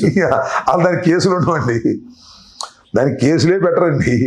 అందుకనే వాళ్ళు రాశారు ఏమని, కులాన్ని పెట్టి బూతులు తిట్టాడు, కుల ఘర్షణలకు రెచ్చగొట్టడానికి ప్రయత్నం చేశాడు, సపోర్టింగ్ చేశారు. దురదృష్టం, అసలు దానిలో రిమాండ్ ఇవ్వడానికి వీల్లేదు, కేసు యాక్సెప్ట్ చేయడానికి వీల్లేదు. సరే రిమాండ్ ఇచ్చారు, కేసు యాక్సెప్ట్ చేశారు. ఐ విల్ ఫైట్ ఇన్ ఈ హైకోర్ట్ అండ్ సుప్రీంకోర్ట్, ఎక్కడ ఏ కోర్టులో అవకాశం ఉంటే దానికోసం దీర్ఘకాలికంగా ఫైట్ చేస్తాను. జరిగింది మాత్రం చాలా తప్పు, అన్యాయం. పోలీసు కరెక్ట్గా చేయలేదు, లోయర్ కోర్ట్స్ కూడా కరెక్ట్ డిసిషన్స్, రాంగ్ డిసిషన్స్ తీసుకున్నాయి అనేది నా అభిప్రాయం. దాని మీద I will go to the legal fight, దాన్ని నిరంతరం లీగల్ ఫైట్ కొనసాగిస్తాను. నేనేం దీన్ని వదిలిపెట్టను, ఎందుకంటే నేను న్యాయవాదిని, చదువుకున్నవాడిని, సుదీర్ఘకాలం రాజకీయాల్లో ఉన్నవాడిని. నా కేసు ఒక ఎగ్జాంపుల్ కావాలి ఈ రాష్ట్రానికి అనేది నా అభిప్రాయం. ఇలా దాడి చేస్తే ఇలాంటి పరిణామాలు వస్తాయి న్యాయపరంగా అనేది దాడి చేయాలనుకున్న వాళ్ళు, చేసిన వాళ్ళకు గుణపాఠం కావాలనేది నా అభిప్రాయం. దానికోసం ఫైట్ చేస్తాను. Time will decide. ఆ సామాజిక వర్గానికి చెందిన మహిళ మీ గురించి మాట్లాడిన వీడియోస్ కూడా నేను చూశాను. అవును. చూసిన తర్వాత భౌగోళికంగా 3.5 లక్షల పైచీలకు కమ్మ సామాజిక వర్గం ఓటర్లు ఉన్నటువంటి ప్రాంతం గుంటూరు. భౌగోళికంగా ప్రపంచవ్యాప్తంగా తీసుకుంటే వాళ్ళు సింగిల్ లార్జెస్ట్ గా మెజారిటీ ఓటర్స్ గా కనిపించేటటువంటి ప్రాంతం. అంటే అక్కడ వాళ్ళ ఆధిపత్యం కొనసాగాలని, వాళ్ళ మాట చెల్లుబాటు అవ్వాలని, వాళ్ళ మాటకి ఎవరు ఎదురు రాకూడదని రాంబాబు గారు అది మీరు తెలిసి తూలారా తెలియకుండా తూలారా ఆ మాట మిమ్మల్ని రెచ్చగొట్టి మాట్లాడించారు. ఆ విజువల్ కూడా చూశాను నేను. తర్వాత జరిగినటువంటి సంఘటనలు చూస్తే మేము ఇది మా రాజ్యం, ఇది మా ప్రాంతం, మా మాట చెల్లుబాటు అవ్వాలనేటటువంటి ఒక నియంతృత్వ పోకడ, నియంతృత్వ ధోరణి కనిపిస్తుంది. దీన్ని మీరు ఎట్లా విశ్లేషిస్తారు రాంబాబు? ఖచ్చితంగా what you said is 100% correct. ఇక్కడ మేము వీఆర్ సింగిల్ లార్జెస్ట్, ధనవంతులం, డబ్బులు ఉన్న వాళ్ళం, మేము కాకపోతే ఎవరు చేస్తారు? గుంటూరు లాంటి పట్టణంలో, గుంటూరు లాంటి పరిసర ప్రాంతాలు అనేటువంటి ఒక ఈగో, నేను అన్ని కంప్లీట్ ఆ కులంలో అందరినీ అన్నాం. ఈ హెడ్స్ ఆఫ్ దట్ కమ్యూనిటీ ఎవరైతే అన్నిటికీ కారణం పెమ్మసాని చంద్రశేఖర్. ఎందుకంటే అతను ధనవంతుడు, నంబర్ ఉంది, ఓట్ నెంబర్ ఉంది, డబ్బు నంబర్ ఉంది, పదవి ఉంది. He లీడెడ్ everything. చాలామంది నీకు మనవి చేస్తున్నానండి, చాలామంది చౌదరీసే ఇలా దాడి చేయాలనేటువంటి సమావేశం జరిగినప్పుడు దీనికన్నా ముందు ఈ తప్పుని నివారించే వాళ్ళు ఉన్నారు. ఇది అసలు చేయకూడదని, తప్పు ఇది, ఇలాంటి సాంప్రదాయం గుంటూరులో ఎప్పుడు లేదు, ఇళ్ల మీద పడి చేయొద్దు, కేసులు పెట్టండి, అరెస్ట్ చేయండి అని సలహా ఇస్తే ఆ సలహా ఇచ్చిన వాళ్ళ మీద ఎక్కారు. రామబాబు అనేవాడు అప్పుడు అటు తిట్టాడు, ఇప్పుడు తిట్టాడు, వాడికి నోటి కద్దు, ఏదో సంథింగ్ వాళ్ళకున్న కక్షను చూపిస్తే ఎవరైతే సలహా ఇచ్చారో ఒకరిద్దరు వాళ్ళు ఈ దాడిలో ఉండటానికి వాళ్ళు మనస్కరించక వాళ్ళు పుణ్యక్షేత్రాలకు వెళ్ళిపోయారు. శ్రీశైలం ఒక ఆయన వెళ్ళిపోయాడు, తిరుపతి ఒక ఆయన వెళ్ళిపోయారు. సో టోటల్ కమ్యూనిటీలో కూడా కొద్దిగా న్యాయబద్ధంగా కులతత్వం లేకుండా ఆలోచించే మనస్తత్వం ఉన్న వాళ్ళు దీన్ని ఇప్పటికీ సమర్థించట్లేదు. మా వాళ్ళు తప్పు చేశారు, ఇది అన్యాయం చేశారు అనేటువంటి భావన ఇవాళ కూడా నాకు అనిపిస్తూ ఉంది. సో కానీ అహంతో కూడుకున్న వ్యక్తి అక్కడ రాజ్యం చేస్తున్నాడు. ఇవాళ పార్లమెంట్ సభ్యుడే కాదు, కేంద్ర మంత్రి, నిరంతరం లోకేష్తో మాట్లాడుతూ ఉంటాడు. ఇప్పటికి కూడా కుట్రలు చేస్తున్నాడు నా మీద. ఇవాళ కూడా ఇప్పుడు నేను కొద్దిగా పడి లేచి సాహసంగా ముందుకెళ్తాను, మళ్ళీ పడగొట్టాలని చూస్తున్నారు.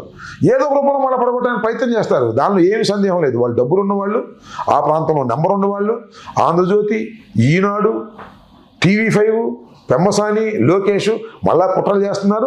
కుట్రలు చేసి నన్ను ఎక్కడ చోట పడగొట్టాలని చూస్తున్నారు. పడగొడతారని కూడా నమ్ముతున్నా. పడ్డా లేచి నడుస్తా, మళ్ళీ పడ్డా సాహసంగా ముందుకు వెళ్ళాలనేది నా ఉద్దేశం. ఎన్నిసార్లు అయినా పడతాను, ఎన్నిసార్లు అయినా లెగుస్తాను, దానిలో ఏమీ సందేహం లేదు. కుట్రలు కుతంత్రాలతో నన్ను అణచాలనేటువంటి ప్రయత్నం ఇవాళకి కొనసాగుతుంది. ఆ కుట్రలని కుతంత్రాలని అందరి సహకారంతో, పార్టీ సహకారంతో, నా కులం సహకారంతో ఖచ్చితంగా ఎదుర్కొంటాను, లేచి నిలబడతాను అనేది నాకు ఆత్మవిశ్వాసంతో ముందుకు వెళ్తున్నాను. నుంచి గుడివాడ అమర్నాథ్ గారు, కరణం ధర్మశ్రీ గారు, చింతలపూడి వెంకటరామయ్య గారు, గొర్రె కిరణ్ కుమార్ గారు వీళ్ళందరూ వస్తే, పాలవలస విక్రాంత్ గారు వీళ్ళందరూ వచ్చి మీ కుటుంబ సభ్యులను పరామర్శించి వెళ్ళటం, మిమ్మల్ని రాజమండ్రి జైలు నుంచి జక్కంపూడి రాజు గారు 100 వాహనాలతో తీసుకురావడం, ఏది గుంటూరు వరకు తీసుకొస్తే చాలామంది మాట్లాడిన మాటలు ఏంటంటే ఆ పార్టీలో ఉన్నారు కాబట్టి ఆ పార్టీలో ఉన్న సామాజిక వర్గానికి సంబంధించిన వాళ్ళు రాంబాబు గారికి మద్దతు పలికారు అన్న తర్వాత మొన్నటికి మొన్న గోరంట్ల బుచ్చయ్య చౌదరి గారు చేసినటువంటి వ్యాఖ్యల్ని పార్టీలో ఉన్న సామాజిక వర్గం కాకుండా పార్టీ వెలుపల ఉన్నటువంటి సామాజిక వర్గానికి చెందినటువంటి వాళ్ళు కూడా గోరంట్ల బుచ్చయ్య చౌదరి గారిని, ఆయన మాటల్ని ఖండిస్తున్నారు, విమర్శిస్తున్నారంటే సామాజిక వర్గం యొక్క మద్దతు మీకు పూర్తి స్థాయిలో లభించిందని అర్థమవుతారు. అంబటా గిబ్బటా నరికేస్తామని చెప్పి ఆయన చేసినటువంటి వ్యాఖ్యల్ని ఒక్కసారిగా మీరు వైకాపాకి మీరు ఫేస్ ఆఫ్ ద వైకాపా అయిపోయినటువంటి పరిస్థితి ఇవాళ కనిపిస్తుంది. దీనిని చుక్కానిగా పట్టుకొని వైకాపా తమ ప్రయాణాన్ని కొనసాగిస్తుందని చాలామంది విశ్లేషకులు భావిస్తున్నారు రాష్ట్రంలో. దీన్ని ఎట్లా విశ్లేషిస్తారు రాంబాబు? ఇప్పుడు ఇక్కడ ఇందాక మీరు 2-3 పాయింట్స్ చెప్పారు. ధర్మశ్రీ, గుడివాడ అమర్నాథ్, వెంకటరామయ్య, జక్కంపూడి రాజా, పాలవలస విక్రాంత్, కిరణ్ కుమార్, నిశాంత్ గారు, నిశాంత్, కన్నబాబు, అందరూ దే ఆర్ వెరీ యాక్టివ్. నేను ఎప్పుడైతే జైల్లోకి వెళ్ళానో అప్పుడు చాలా యాక్టివ్గా ఉన్నారు. కానీ ఆ యాక్టివ్గా ఉన్నప్పుడు వాళ్ళ లాంగ్వేజ్ ఏంటి, నాట్ ఓన్లీ ఈ ఫిజికల్ ఈ మాటలు కాదు, వాళ్ళ మూమెంట్స్ ఏంటి. మీరు ఇందాక చెప్పినట్టుగా వైజాగ్ ఉత్తరాంధ్ర నుంచి 350 కార్లతో ఓన్లీ కాపులు వచ్చారు. అంటే ఏంటి, ఆ ఎమోషనల్ ఫీల్ అవుతున్నారు. నెంబర్ 1. నెంబర్ 2 ఏంటంటే ఈ బుచ్చి చౌదరి గారి వ్యవహారం నేను చూశాను. ఇంతవరకు కామెంట్ చేయలేదు, మీరు అడుగుతున్నారు కాబట్టి కామెంట్ చేయక తప్పదు. బుచ్చి చౌదరి గారు వయసులో మాకన్నా పెద్దవాడు, సుదీర్ఘ రాజకీయ జీవితం ఉంది. ఆయన ఎందుకు అలా మాట్లాడతాడో నాకు అర్థం కాల. నేను నిన్న ఒక వీడియో చూసా. నేను చంద్రబాబు నాయుడు గారిని కులం పెట్టి తిట్టాను అని చెప్తున్నాడు ఆయన. నేను ఇందాక చెప్పానే, అవును, నేను ఏదైతే ఆ రిమాండ్ రిపోర్ట్లో ఉన్నటువంటి అంశాన్ని చదివి వినిపించా మీడియా ముందు, దాన్ని పెట్టాడు. అంత కట్ చేసి పెట్టి, ఇదిగో అంబటి రాంబాబు చంద్రబాబు నాయుడిని నా కొడకాన్ని తిట్టాడు అని పెడుతున్నాడు. పెడితే మళ్ళీ కేసు పెట్టుకోమని ఎవడు కదన్నాడు? నిజంగా నిజమైతే ఒకసారి కేసు పెట్టారు, దాని మీద ఇల్లు ఇచ్చాను, మళ్ళీ రిమాండ్ రిపోర్ట్ రాశారు, తప్పు రాశారు, దాన్ని ఎక్స్పోజ్ చేశాను. ఎక్స్పోజ్ చేసిన ఆ ముక్కను పట్టుకొని ఏదో విమర్శించే ప్రయత్నం చేస్తున్నాడు. ఆయన మాకు అధికారం ఉంది, మేము తలుచుకుంటే నరికేస్తాం, ఆ గుమ్మం దాటి బయటికి రారు అన్నాడు. మీరు చేసింది అదే మొన్న, గుమ్మం దాటి బయట రాకుండా 7:30 గంటల సేపు ఆపారు కదా నా భార్య పిల్లల్ని. ఇప్పుడు గుమ్మం నుంచి దాటి బయటకు వచ్చాం కదా, బయటకు వచ్చిన తర్వాత ఏం చూపిస్తున్నాం మేము నీకు? సామాజిక వర్గం మొత్తం, మీ సామాజిక వర్గం, చౌదరి గారు మీ సామాజిక వర్గం గడప దాటి రాకోకుండా అధికారం ఉందని మీరు పెచ్చు రేగిపోతున్నారే. మీరు అధికారం ఉండంగానే గడప దాటి వచ్చాం. ఉత్తరాంధ్ర నుంచి బలోమంటూ వచ్చారు, రాయలసీమ నుంచి కూడా వచ్చారు బలోమంటూ. అన్ని ప్రాంతాల నుంచి నా సామాజిక వర్గం కమ్ముకుంది. అది మర్చిపోతున్నావు బుచ్చి చౌదరి, నువ్వు గుర్తుపెట్టుకో. మీరు ఈ విధంగా రెచ్చిపోయి మీరు నాశనం చేసుకుంటారు, దానిలో ఏమి సందేహం లేదు. అంబటి లేదు, గిమ్మటి లేదు, నరికేస్తామంటావా? ఏం నరికేది నువ్వు? నరికితే నరికించుకోవడానికి మేము సిద్ధంగా ఉన్నావా? మేమన్నా తక్కువలో ఉన్నావా? మాకు సామాజిక వర్గం లేదా? చంపించుకోవాలి, నరికించుకోవాలి అంటే మీరు అధికారంలో ఉంటే మీరు చంపితే చచ్చిపోవాలి, మీరు నరికితే నరికిపోవాలి. ఏంటిది? ఏదో ధనమదం, అధికార మదంతో, ఆ అధికార మదం కూడా కాపులేసిన భిక్ష గుర్తుపెట్టుకోమని చెప్తున్నా. కేవలం పవన్ కళ్యాణ్ చూసి కూటమికి బలపరిచి మేము వేసిన భిక్ష వల్లే, కాపు సామాజిక వర్గం వేసిన భిక్ష వల్లే చంద్రబాబు నాయుడు వాళ్ళ అధికారంలో ఉన్నాడనేటువంటి విషయాన్ని విస్మరించి మీరు మాట్లాడుతున్నారు. చాలా సందర్భాల్లో మీరు ప్రైవేట్గా కూడా పవన్ కళ్యాణ్ చాలా దూషణభూషణగా మాట్లాడుతున్నారు. ఇవన్నీ ఆయన తెలుసుకుంటారు లేదు, అది వేరే అంశం. కానీ ఖచ్చితంగా దీనికి మళ్ళా మూల్యం చెల్లించాలి. మొత్తం టోటల్గా చంద్రబాబు నాయుడు గారి పార్టీ కూడా టోటల్గా మూల్యం చెల్లిస్తుంది. వాళ్ళ బుచ్చి చౌదరి చేస్తున్నటువంటి అసభ్యకరమైన, అభ్యంతరకరమైన వ్యాఖ్యలు. అంబటి లేదు, గిమ్మటి లేదు, నరికేస్తాం, చూస్తాము, వాటన్నిటి పరిస్థితి కూడా చూస్తామని కూడా ఈ సందర్భంగా మీ ద్వారా బుచ్చి చౌదరికి చెప్పదలుచుకున్నారు. చంద్రబాబు నాయుడు గారిని అరెస్ట్ చేసినప్పుడు కూడా రోడ్డెక్కి బైఠాయించింది పవన్ కళ్యాణ్ గారే కానీ, ఆ రోజు బుచ్చి చౌదరి గారు ఎక్కడున్నారు, ఇంకో చౌదరి గారు ఎక్కడున్నారు, ఇవాళకి చాలా మంది మాధ్యమాల్లో ప్రశ్నిస్తున్నారు.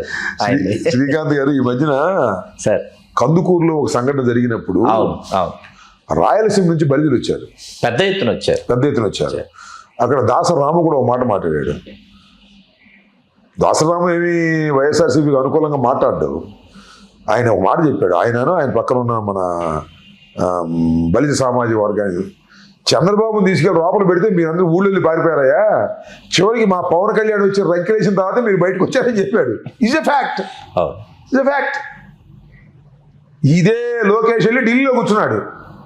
పవన్ కళ్యాణ్ వచ్చి రోడ్డు మీద పడుకుని మళ్ళా బాలకృష్ణ, పవన్ కళ్యాణ్, లోకేష్ కూడా ఉంటారు. తర్వాత అంటే పవన్ కళ్యాణ్ గారు వెళ్ళి లోపలికి వెళ్ళి పరామర్శించి వెలుపలికి వచ్చిన తర్వాత లోకేష్ గారు, బాలకృష్ణ గారు వెళ్ళారు ఆ ప్రెస్ మీట్ లో. తర్వాత వాళ్ళు జాయిన్ అయ్యారు. అప్పుడే కదా మీకు అసలు ఊపు వచ్చింది. అప్పుడు దాకా మీరు అసలు ఎక్కడుంటారు ఎవరికి తెలియదు. It is a fact.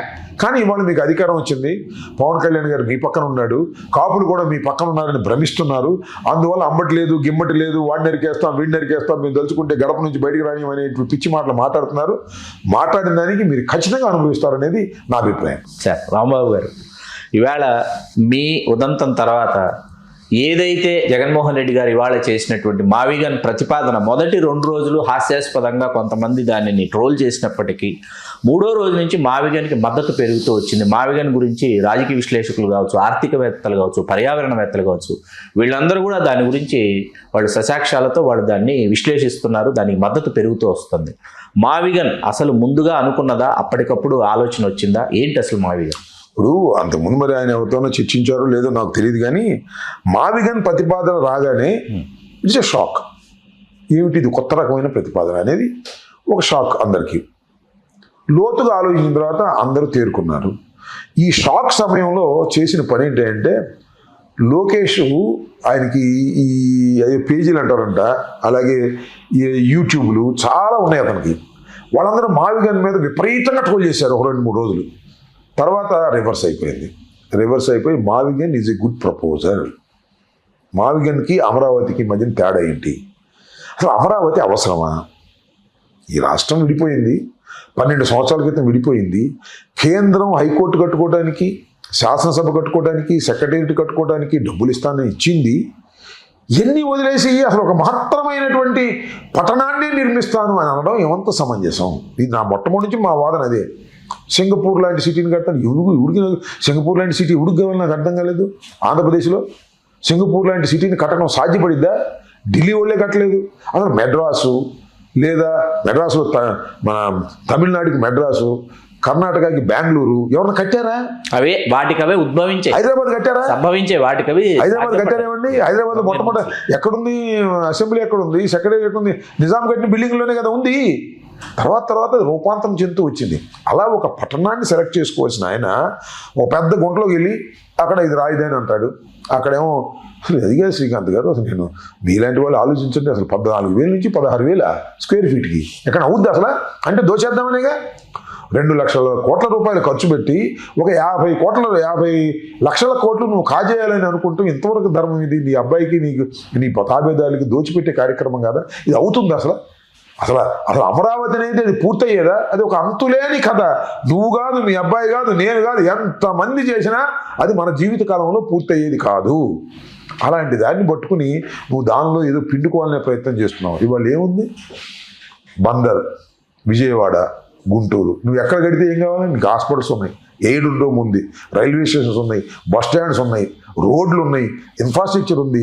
ఏముంది? ఒక చోట ఒక అసెంబ్లీ, ఒక చోట ఒక సెక్రటేరియట్, హైకోర్టు కట్టేసి అయిపోయాయి. అసలు మొట్టమొదటి నేను చెప్తున్నానండి, మొట్టమొదటి రోజే, సరే మేము తప్పులు చేసాము, వాళ్ళు తప్పులు చేశారు తీసేయండి పక్కన, మొట్టమొదటి రోజే చంద్రబాబు నిర్ణయించుకొని గుంటూరు టు విజయవాడ మధ్యలో ఆ హైవే మీద ఇటు పక్కన సెక్రటేరియట్, హైకోర్టు, అసెంబ్లీ కట్టేస్తే అసలు మీకు బాంబే కన్నా ఎక్కువ ఉండేది అభివృద్ధి. పెద్ద ఇప్పుడు ఇవాళ హైటెక్ సిటీలో చూస్తున్నాం. పెద్ద హైటెక్ సిటీలో ఎక్కడికైనా ఒక చోటకి వెళ్ళి ఒక బిల్డింగ్ ఎక్కి చూస్తే కింద చూస్తే అమెరికా లాగా ఉంటుంది. అట్లా తయారయ్యేది అది. మొత్తం నేనున్న 4 సంవత్సరాలు ఉన్నాను అక్కడ. 12 సంవత్సరాలు అట్లా తయారయ్యేది. ఏం లేదు అక్కడ. ఇంకా గుంటలు తీస్తున్నారు, ఇంకా పునాదులు వేస్తున్నారు, బిల్లులు చేసుకుంటున్నారు, డబ్బులు కాజేస్తున్నారు. ఇదే తప్ప ఏమీ లేదు. 74,000 కోట్ల రూపాయలు ఆల్రెడీ ఇన్వెస్ట్ చేసి మేము వర్కులు చేస్తున్నామని మన చంద్రబాబు నాయుడు గారు చెప్తున్నాడు. ఏం చేయాలి? అన్ని ఎక్కడ పోతాయి ఈ డబ్బులు? నేను అక్కడికి వెళ్తే ఆ తాత్కాలిక సెక్రటేరియట్, ఆ తాత్కాలిక అసెంబ్లీ అవే కనిపిస్తున్నాయి. అక్కడక్కడ బిల్డింగ్లు కొన్ని కట్టారు, నేను కాదంటలా. బట్ ఇప్పుడు కావాలి అది. నేను మీరు చంద్రబాబు బతికుండగా కాదు, లోకేష్ ఉండగా కూడా కాదు, లోకేష్ వర్మ కూడా కాదు. అది ఒక మహా పెద్ద ప్రాజెక్ట్ లాగా తీసుకొచ్చారు. అంత అవసరం ఉంది ఆంధ్ర రాష్ట్రానికి? మనం ఏమన్నా డబ్బులు ఎక్కువ అయిపోయినాయా? మన దగ్గర డబ్బులు ఎక్కువ కాదు కదా, డబ్బులు లేక వస్తున్నాం మనం. సో ఒక తప్పుడు నిర్ణయం చేశాడు చంద్రబాబు నాయుడు గారు. దాన్ని సరిచేసే క్రమంలో జగన్మోహన్ రెడ్డి గారు చేసినటువంటి మావిగన్ ప్రతిపాదన అద్భుతమైన ప్రజాదరణ, మేధావుల యొక్క మద్దతుని పొందుతున్నాడు. డే బై డే పెరిగిపోద్ది. మావిగన్నే అభివృద్ధి మంత్రంగా తయారవుతుంది రేపు. దానిలో ఏ సందేహం లేదు. రాంబాబు గారు, ఏ రాజకీయ నాయకుడి జీవితంలో అయినా ఒక కళ రాష్ట్ర మంత్రి కావడం అనేది. సుదీర్ఘకాలం మీరు ఎదురు చూసిన తర్వాత మీకు 2.5 సంవత్సరాల కాలం రాష్ట్ర మంత్రి కావడము మీకెంత ఆనందాన్ని ఇచ్చిందో తెలియదు, మీ అభిమానుల్ని మాత్రం చాలా ఆనందింపజేసింది. రాష్ట్ర మంత్రిగా మీ శాఖలకు సంబంధించి వెనక్కి తిరిగి చూసుకుంటే ఇది నేను చేశాను, ఇది నేను సాధించాను మీకు అనిపించినటువంటి కార్యక్రమం? అంటే దీనిలో ఇరిగేషన్ అనేటువంటి సబ్జెక్ట్ ఈజ్ ఎలాబొరేటెడ్ సబ్జెక్ట్. నిజానికి నేను మంత్రి అవ్వకముందు నాకు ఇరిగేషన్ మీద పెద్ద అవగాహన కూడా లేదు. నిజం చెప్పాలంటే నేను యాక్చువల్గా అనుకున్నానంటే Polavaram is a good subject. Polavaram పూర్తి అవుతుందని కొత్తలో ఆశపడ్డా. లోతుగా వెళ్ళి చూస్తే నా టర్మ్లో పూర్తి కాదని నేను నిర్ణయించుకుని నేను చెప్పేసా కూడా, ఇది ఇప్పుడు పూర్తి అవుతూ అసలు నాకు అర్థం కావడానికి టైం పట్టిందని. దాని ప్రకారమే పూర్తి కాల. ఈ సుదీర్ఘకాలం జరిగేటటువంటి ప్రాజెక్ట్స్లో ఏ ప్రాజెక్టు కూడా వెలుగొండ ప్రాజెక్టు కానీ లేదా రాయలసీమ ఎత్తిపోతల కానీ ఈ ప్రాజెక్ట్స్ ఏవి పూర్తి కానటువంటి దశలో ఉన్నాయి. నా టర్మ్లో ఏది పూర్తి కాల. ఏదో చిన్నగా కొన్ని మనం చేసాం. అప్పుడు నెల్లూరులో బ్రిడ్జెస్ చేసాం 2. అవన్నీ రాజశేఖర రెడ్డి గారి టైంలో ప్రారంభమైనవి. మా చేతుల మీదుగా అవి సాకారం అయ్యాయి. 2 బ్రిడ్జెస్ చేసాం.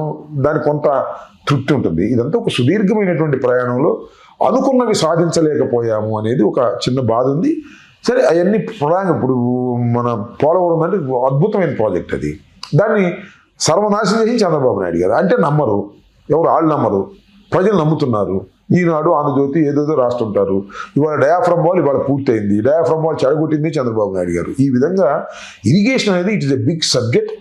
కొన్ని ఫలితాలను సాధించగలిగాం కానీ అనుకున్నటువంటి ఫలితాలను సాధించలేకపోయామనేది కొంత ఉంటుంది మాకు. అనుకున్న ఫలితాలు సాధించలేకపోవడానికి కారణం ఏంటంటే ఫైనాన్షియల్ ఇది చేయలేదు. మేము అప్పులు తీసుకొచ్చి ప్రాజెక్టులు కట్టాలని అనుకోలేదు. కేంద్ర ప్రభుత్వం ఇవ్వాల్సిన ప్రాజెక్టును కూడా వాళ్ళు మొత్తం ఫైనాన్స్ చేస్తా ఉన్నా కూడా స్పీడ్ కాలేకపోయింది డయాఫ్రమ్ వాల్ పోవటం వల్ల.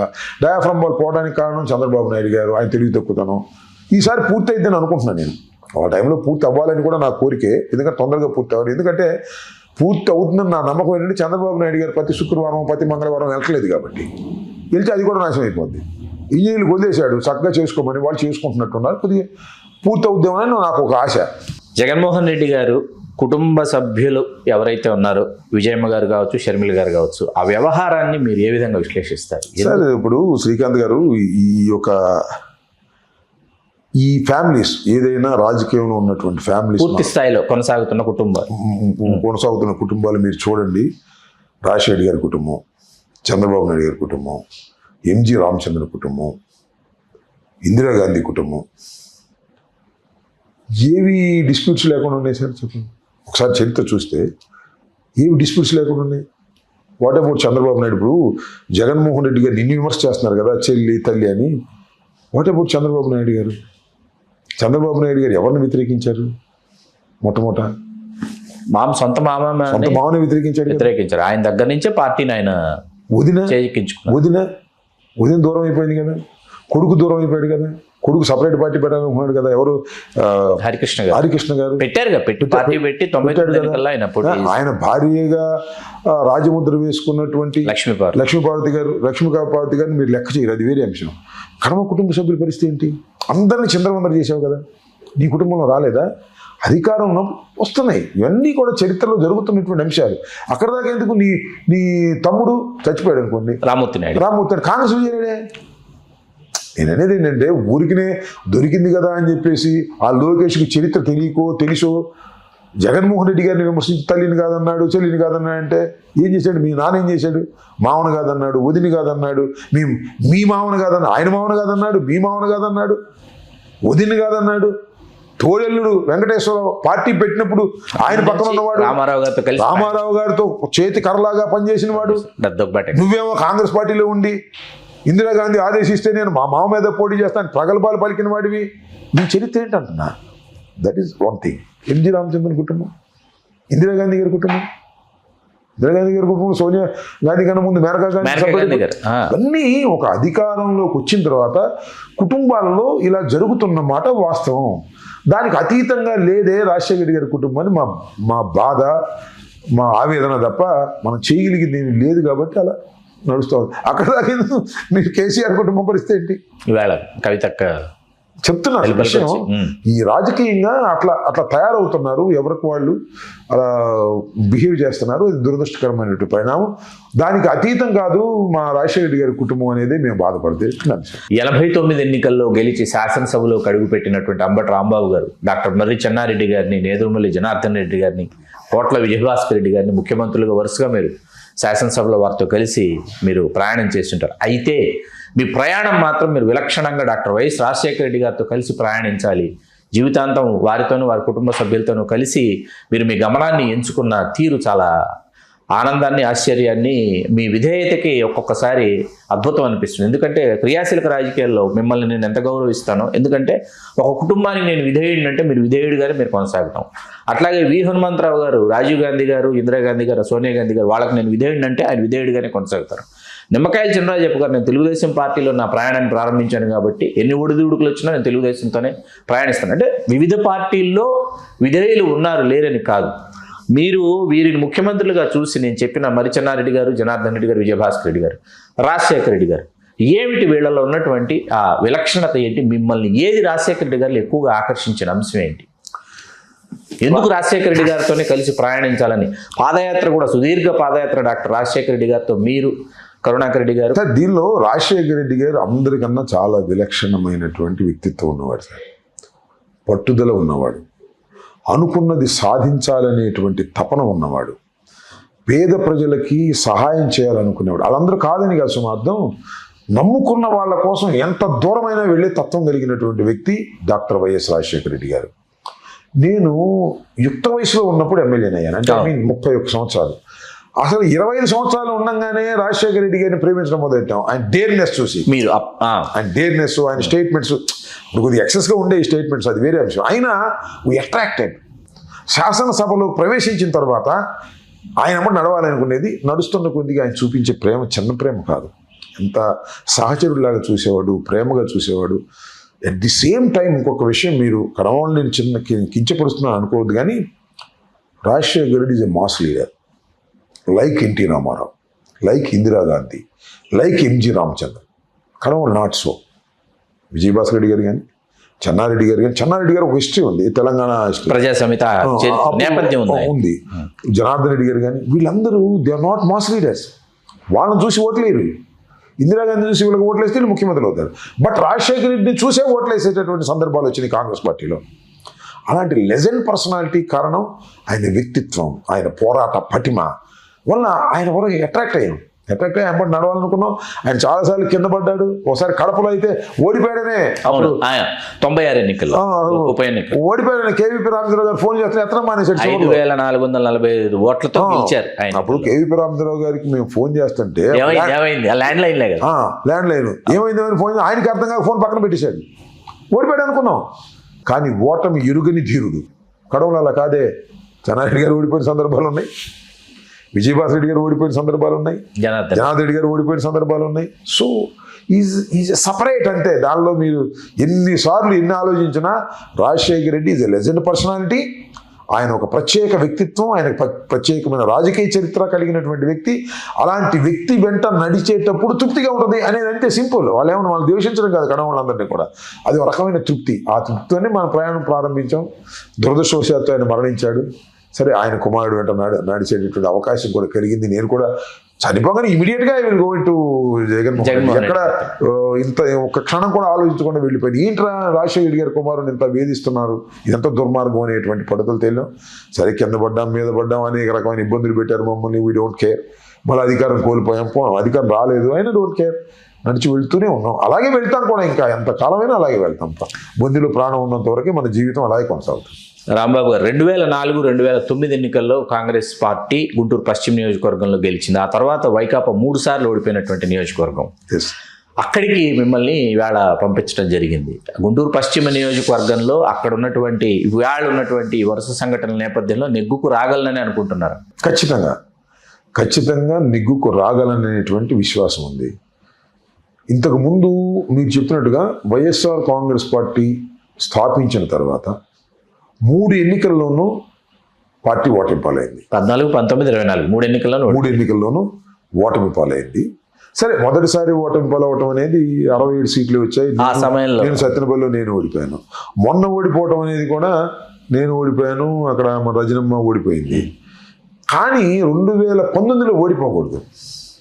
యేసురత్నం గారు ఓడిపోకూడదు. సరే, యేసురత్నం గారు కూడా జస్ట్ ఒక 3 నెలల ముందు వచ్చాడు. ఆయనకి ముఖ చిత్రం అర్థం కాకపోవటం వల్ల ఓడిపోయాడని నా అభిప్రాయం. సరే, నేనేంటంటే 4 సంవత్సరాల ముందే జగన్మోహన్ రెడ్డి గారు నాకు అక్కడ గ్రీన్ సిగ్నల్ ఇచ్చారు. We are working out. ఆ వర్కింగ్ అవుట్ క్రమంలోనే కదా ఇవన్నీ కూడా నాకు వచ్చిన. నేను దేవాలయానికి వెళ్ళి వస్తుంటే వాళ్ళు ఫ్లెక్సీ అంత ముందు కడితే నేను కాదంటాం, ఇవన్నీ వచ్చినాయి. ఇవన్నీ వీ కెన్ వర్క్అవుట్ దట్. ఖచ్చితంగా గెలుస్తాననే విశ్వాసంతో ముందుకు వెళుతున్నాను. ప్రజలు ఆశీర్వదిస్తారని కూడా నేను అనుకుంటున్నాను. ఆ గుంటూరు ఈ 2కు సంబంధించి నేను కరెక్ట్ అయిన క్యాండిడేట్ అని నేను నమ్ముతున్నాను. ప్రజలను నమ్మించగలనే విశ్వాసం కూడా నాకు ఉంది. చూద్దాం, విలిసి నాకైతే చాలా ఫుల్ కాన్ఫిడెన్స్తో నేను ముందుకు వెళ్తున్నాను. చూద్దాం వాట్ విల్ హ్యాపెన్. సొంత పార్టీలో ఉన్నటువంటి లేళ్ల అప్పిరెడ్డి గారు లాంటి వాళ్ళని ఎట్లా మీరు, ఆయన is not a matter sir. Lella Appi Reddy గారు కానీ ఆయన వల్లే 3 పర్యాయాలు అక్కడ వైకాపా అభ్యర్థులు ఇవన్నీ ఓటమి చెందుతున్నారు ఆయనకి అనేది రూమర్స్ తప్ప. వైఎస్ఆర్ కాంగ్రెస్ పార్టీ జగన్మోహన్ రెడ్డి గారికి ముఖ్యమంత్రి చేయాలనేటువంటి ప్రజలు కోరుకు వచ్చిన తర్వాత అప్పిరెడ్డి లేదు, అంబటి రాంబాబు లేదు, శ్రీకాంత్ లేదు, ఇంకొకరు లేరు, గెలుస్తాం, దానిలో ఏమి సందేహం లేదు. ఇవన్నీ చిన్న రూమర్స్ తప్ప దానిలో ఫ్యాక్ట్స్ ఏమి లేవు. రాంబాబు గారు మీ కుటుంబ సభ్యులలో మీ తర్వాత మీ కుమార్తె మీ రాజకీయ వారసురాలుగా అంబటి మౌనిక్ గారిని అభివర్ణిస్తున్నారు ఇవాళ. అంటే వచ్చే ఎన్నికల్లో ఇప్పుడు జగన్మోహన్ రెడ్డి గారు మీకు కుమార్తెకి ఇద్దరికి ప్లేస్మెంట్స్ ఎక్కడ అకామిడేట్ చేస్తారు, ఇంకొక కాన్స్టిట్యున్సీ అన్నది డిస్కషన్ లేదు, అదేం లేదు. సరే, అంటే ఇక్కడ ఇప్పుడు కొన్ని విషయాలు మనకు కూడా ఆశ్చర్యాన్ని కలిగిస్తాయి. నాకు కూడా ఆశ్చర్యాన్ని కలిగించినటువంటి అంశం, మీ తనయ్య అలా నేను ఎప్పుడైతే జైలుకి వెళ్ళానో మా అమ్మాయి మాట్లాడేటటువంటి తీరు కానీ, ఆ సిచ్యువేషన్ హ్యాండిల్ చేసిన అటాక్ చేసినటువంటి విధానం కానీ, నాకు జైల్లో ఉన్నప్పుడు పేపర్లు చూశాను కానీ బయటకు వచ్చిన తర్వాత నేను చూశాను. చాలా మెచ్యూర్డ్గా బిహేవ్ చేసింది. ఎక్కడికి వెళ్ళినా నన్ను 3 ప్రశ్నలు అడుగుతారు, మూడు అభినందనలు ఇస్తారు. ఒకటి మూడు పాయింట్స్ చెప్తారు. ఒకటి ఏంటంటే, అంబటి రాంబాబు గారు మీ ఇంటి మీద దాడి జరగటం కళ్ళారా చూసాం సార్, చాలా అన్యాయం సార్ అని. జైల్లో ఉన్నప్పుడు మీరు రాంబాబు గారు కోర్టుకు వచ్చినప్పుడు మీరు పుష్పాలో లాగా తగ్గేదే లేదని చెప్పారే, అది అద్భుతం సార్ అంటారు. వీటితో పాటుగా మీ అమ్మాయి ఇచ్చినటువంటి లాంగ్వేజ్ అద్భుతంగా ఉంది సార్. ఈ మూడింటిని యాక్సెప్ట్ చేస్తున్నారు ప్రజలు. సరే, ఇప్పుడు రాజకీయాలు అంటారా? ఇప్పుడు నేను ఆల్రెడీ రాజకీయాలు ఉన్నాను, నేను శక్తివంతుడు నేను అనుకుంటున్నాను.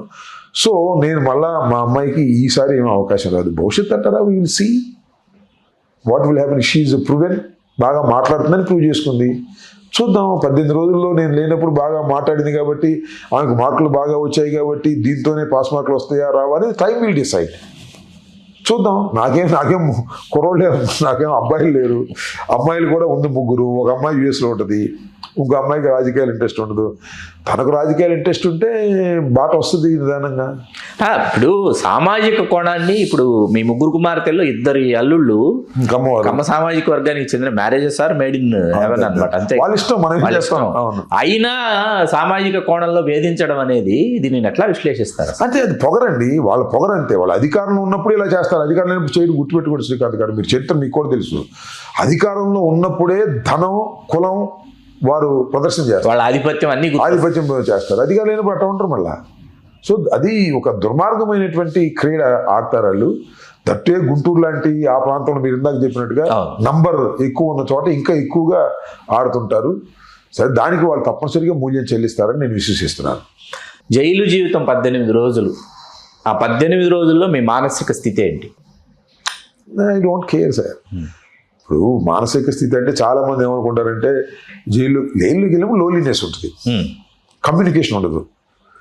ఇంకా ఎవరికైనా కమ్యూనికేషన్ ఉంటుంది కానీ అంబటి రాంబాబు అసలు కమ్యూనికేషన్ ఉండదు. ఎందుకంటే పైనుంచి లోకేష్ ఆదేశిస్తుంటాడు. ఒక ఐపీఎస్ ఆఫీసర్ ఇవాళ రాంబాబు ఏం చేశాడు, ఎన్నింటికి బాత్రూమ్కి వెళ్ళాడు, ఎన్నింటికి పాస్కి వెళ్ళాడు, ఎన్నింటికి భోజనం చేశాడు, ఎన్నిసేపు నిద్రపోయాడు, ఎవరు వచ్చి కలిశారు, విజిటర్స్, ఇవన్నీ మానిటర్ చేసుకోవాలి. అంటే లోన్లీనెస్, బయట ఉన్న ఇన్ఫర్మేషన్ కట్ చేయటం, అది ఏం జరుగుతుందో బయట అర్థం కాదు మనకి. సో దీనివల్ల కొంత లోన్లీనెస్ వచ్చి మానసికంగా ఇబ్బంది పడతానని అనుకుంటారు.